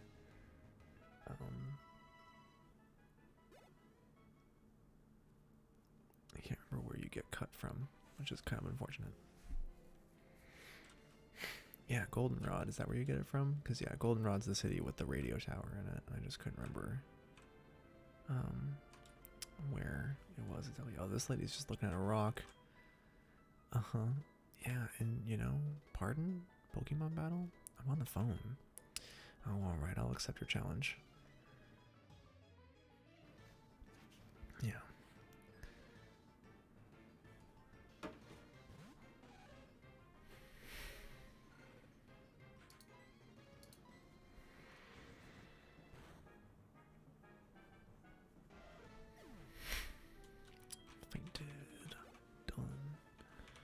Easy. Picnicker Liz. Before I could even get serious, I lost. Ooh. Oh, you're on a big journey to see the sights? Neat. Let's be friends. Can I have your phone number? I want to hear about everything you've seen. Sure. There's not really a reason to deny people your phone number, because they'll just call you to tell you random shit, or you can fight them. So it's kind of just a win-win, honestly, for the most part. Oh, yeah. Yeah, totally. That sounds reasonable. I think that happens in the next area or something. I don't think it happens here. I can't really remember, though. Do I want to capture? I think I want to capture one of these because I don't have any grass types, you know? I'm going to swap to Pidgey. Yeah. I'm going to try not to kill this Pokemon because I do want to capture it. I think it'll be good to do. Because I think I should have a grass type for if I ever have to deal with like rock types, you know? My god, Splash. What a dork.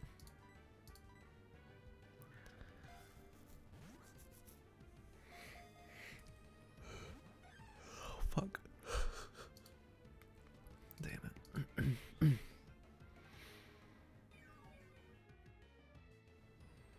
Oh, god damn it. Okay, new plan. I have a new idea. Hopefully it works out. I only get one more shot at this, unfortunately, because I'm kind of an idiot and I don't have any Pokeballs. But that's okay. I don't, like I said before, I don't tend to do a lot of Pokemon catching early on, because it's really annoying to raise a Pokemon from like level 5 or 6, but when they're level like, even like 10 or 15 onward, they usually have a lot more moves to work with, and it just generally isn't as boring to work with them.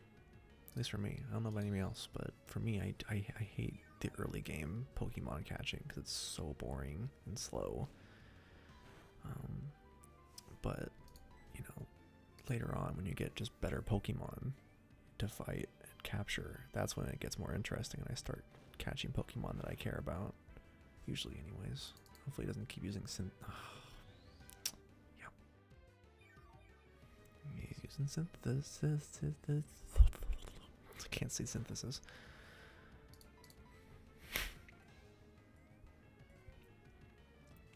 See, I'll say that one problem I have always had with Pokemon games, one thing that I've always hated about them, just without change, is I have a very huge dislike for the legendary boss fights and capturing them, because with the best Pokeballs you can get being Ultra Balls, or depending on the Pokemon, like those Speed Balls kind of thing or whatever,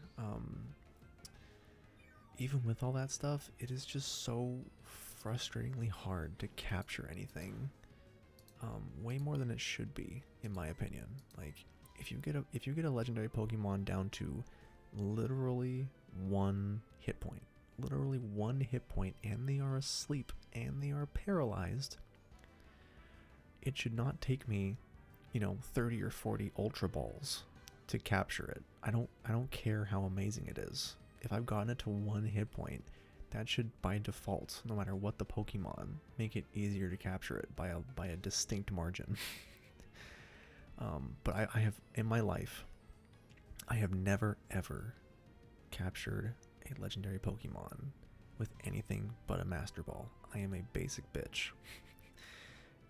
And with no shame, I have only ever captured legendary Pokemon with Master Balls, because I'm not gonna waste half an hour just tossing Ultra Ball after Ultra Ball at this fucking Pokemon until it just rolls the die and lets me capture it. Like, that's not even close to compelling gameplay for me, And it's like the one biggest downer moment for this game. Sharpedo. Yeah, yikes. That's a good one, though. Sharpedo's cool. Oh, god damn it. I didn't want to do that. Fuck. Whatever. It's fine.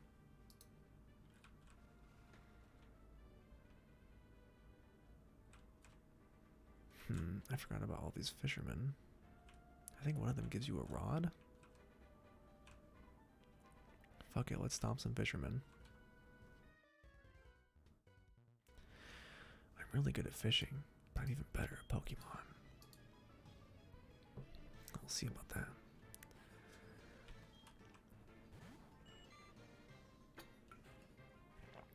Whenever I see a Goldeen, in my head, it always rings through my head of the Goldeen voice effect from the anime. Goldeen. I just always hear that ringing through my head because of Misty always having a Goldeen. It's just internalized. Same with like Arbok from Team Rocket. I think Arbok is Jesse's Pokemon. I always hear Charbok whenever I see that, every time. I try to rush things. Sounds like you're a bitch. Don't young people fish anymore? I can teach you how to fish well if you like to change phone numbers. Yeah, sure. Yeah. Jesse had the Ekans that turns into Arbok, and James had the coughing that turns into wheezing. And then eventually, I think... Oh no, Wobbuffet was Misty? Or was Wobbuffet Jesse and James? I forget who owned the Wobbuffet. I just remember Wobbuffet. Oh, was that was a Team Rocket Pokemon? Damn, I didn't know. I totally thought it was like a Misty Pokemon was Wobbuffet. Oh no, Misty had Psyduck. That's who Misty had. Yeah, Wobbuffet was Jesse's. Yeah, because she hated that shit so much. She'd always beat the shit out of Wobbuffet. Because he just never listened.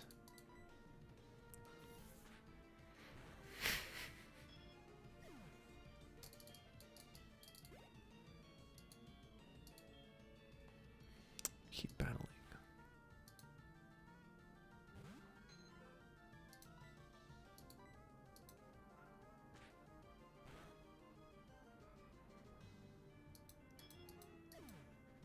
Yeah, absolutely. Yeah, it would always burst out to take place of whatever Pokemon she actually wanted. But that was Psyduck, I think. If you're talking about Psyduck or Wobbuffet, both of them I think had the same kind of thing going on. But Psyduck for Misty was like, I choose you, go star me, and then Wobbuffet would Psyduck would burst out of a Pokeball and she goes, Psyduck, not again. So funny. I can just hear the voices every time. And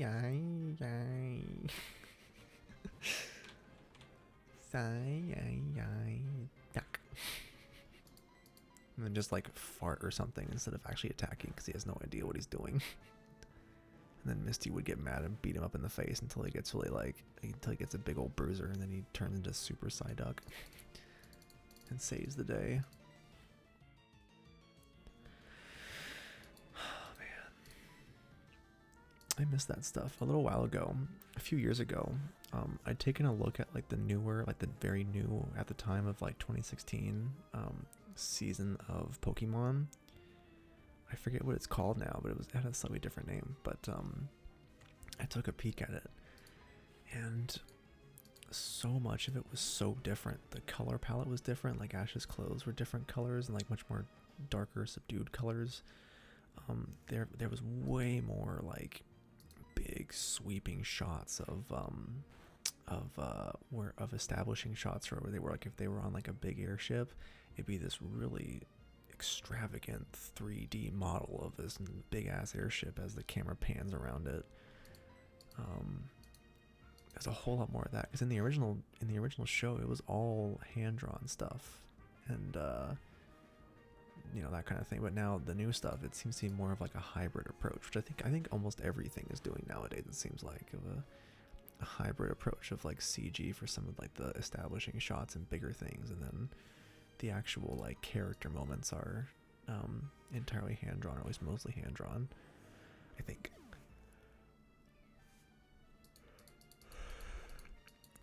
I also don't like the voice acting. I'm really not a fan of the voice acting. This guy has so many Magikarp. What is his deal? This guy's so fucking clueless.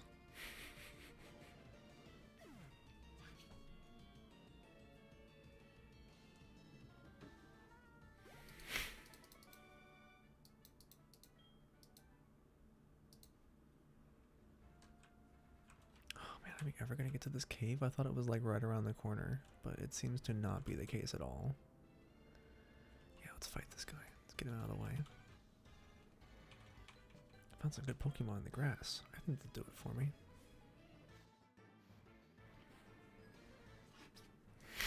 Youngster Gordon.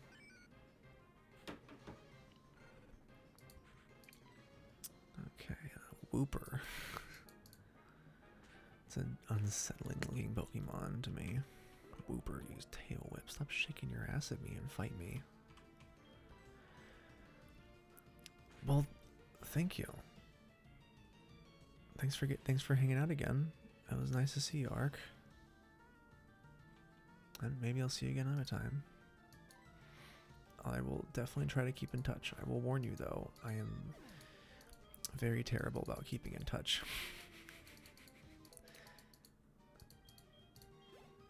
With just about anyone, even with my boy Jason, I get sometimes some weeks where I'm just like, all right, I haven't talked to Jason in ages. Oh my god, I'm probably gonna run from this fight. I want to get in. See, now that's a Bellsprout that I want. It's level 6 instead of 3. Stupid. But Bellsprout can at least learn Flash, so that's pretty important. God damn it.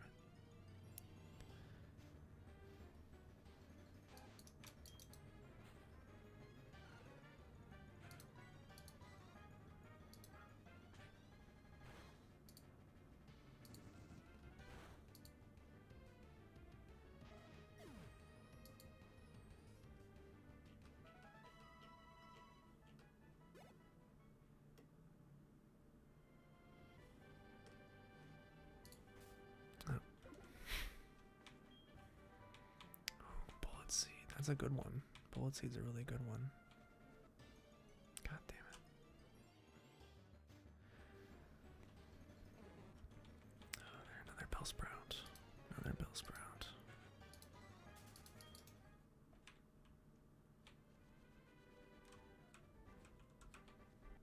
Oh, man. And it is times like this where I remember the appeal of repel. Because then you just don't gotta deal with this. Oh, a great ball. Yes, that's good. That's very good. Man, I'm not gonna fight if I don't gotta. Yeah.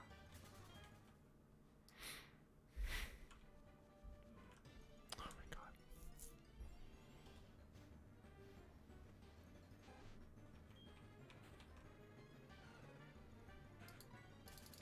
I don't want to deal with this. Oh my god. I don't know which way is the path forward, but I'm gonna guess it's this way. I don't know though.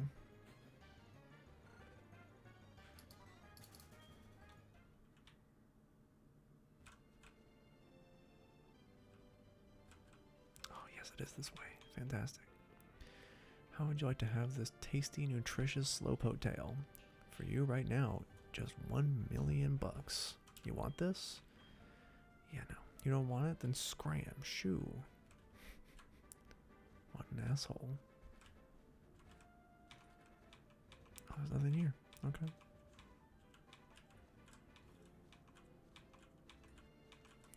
Nothing. Okay. I'm mildly surprised.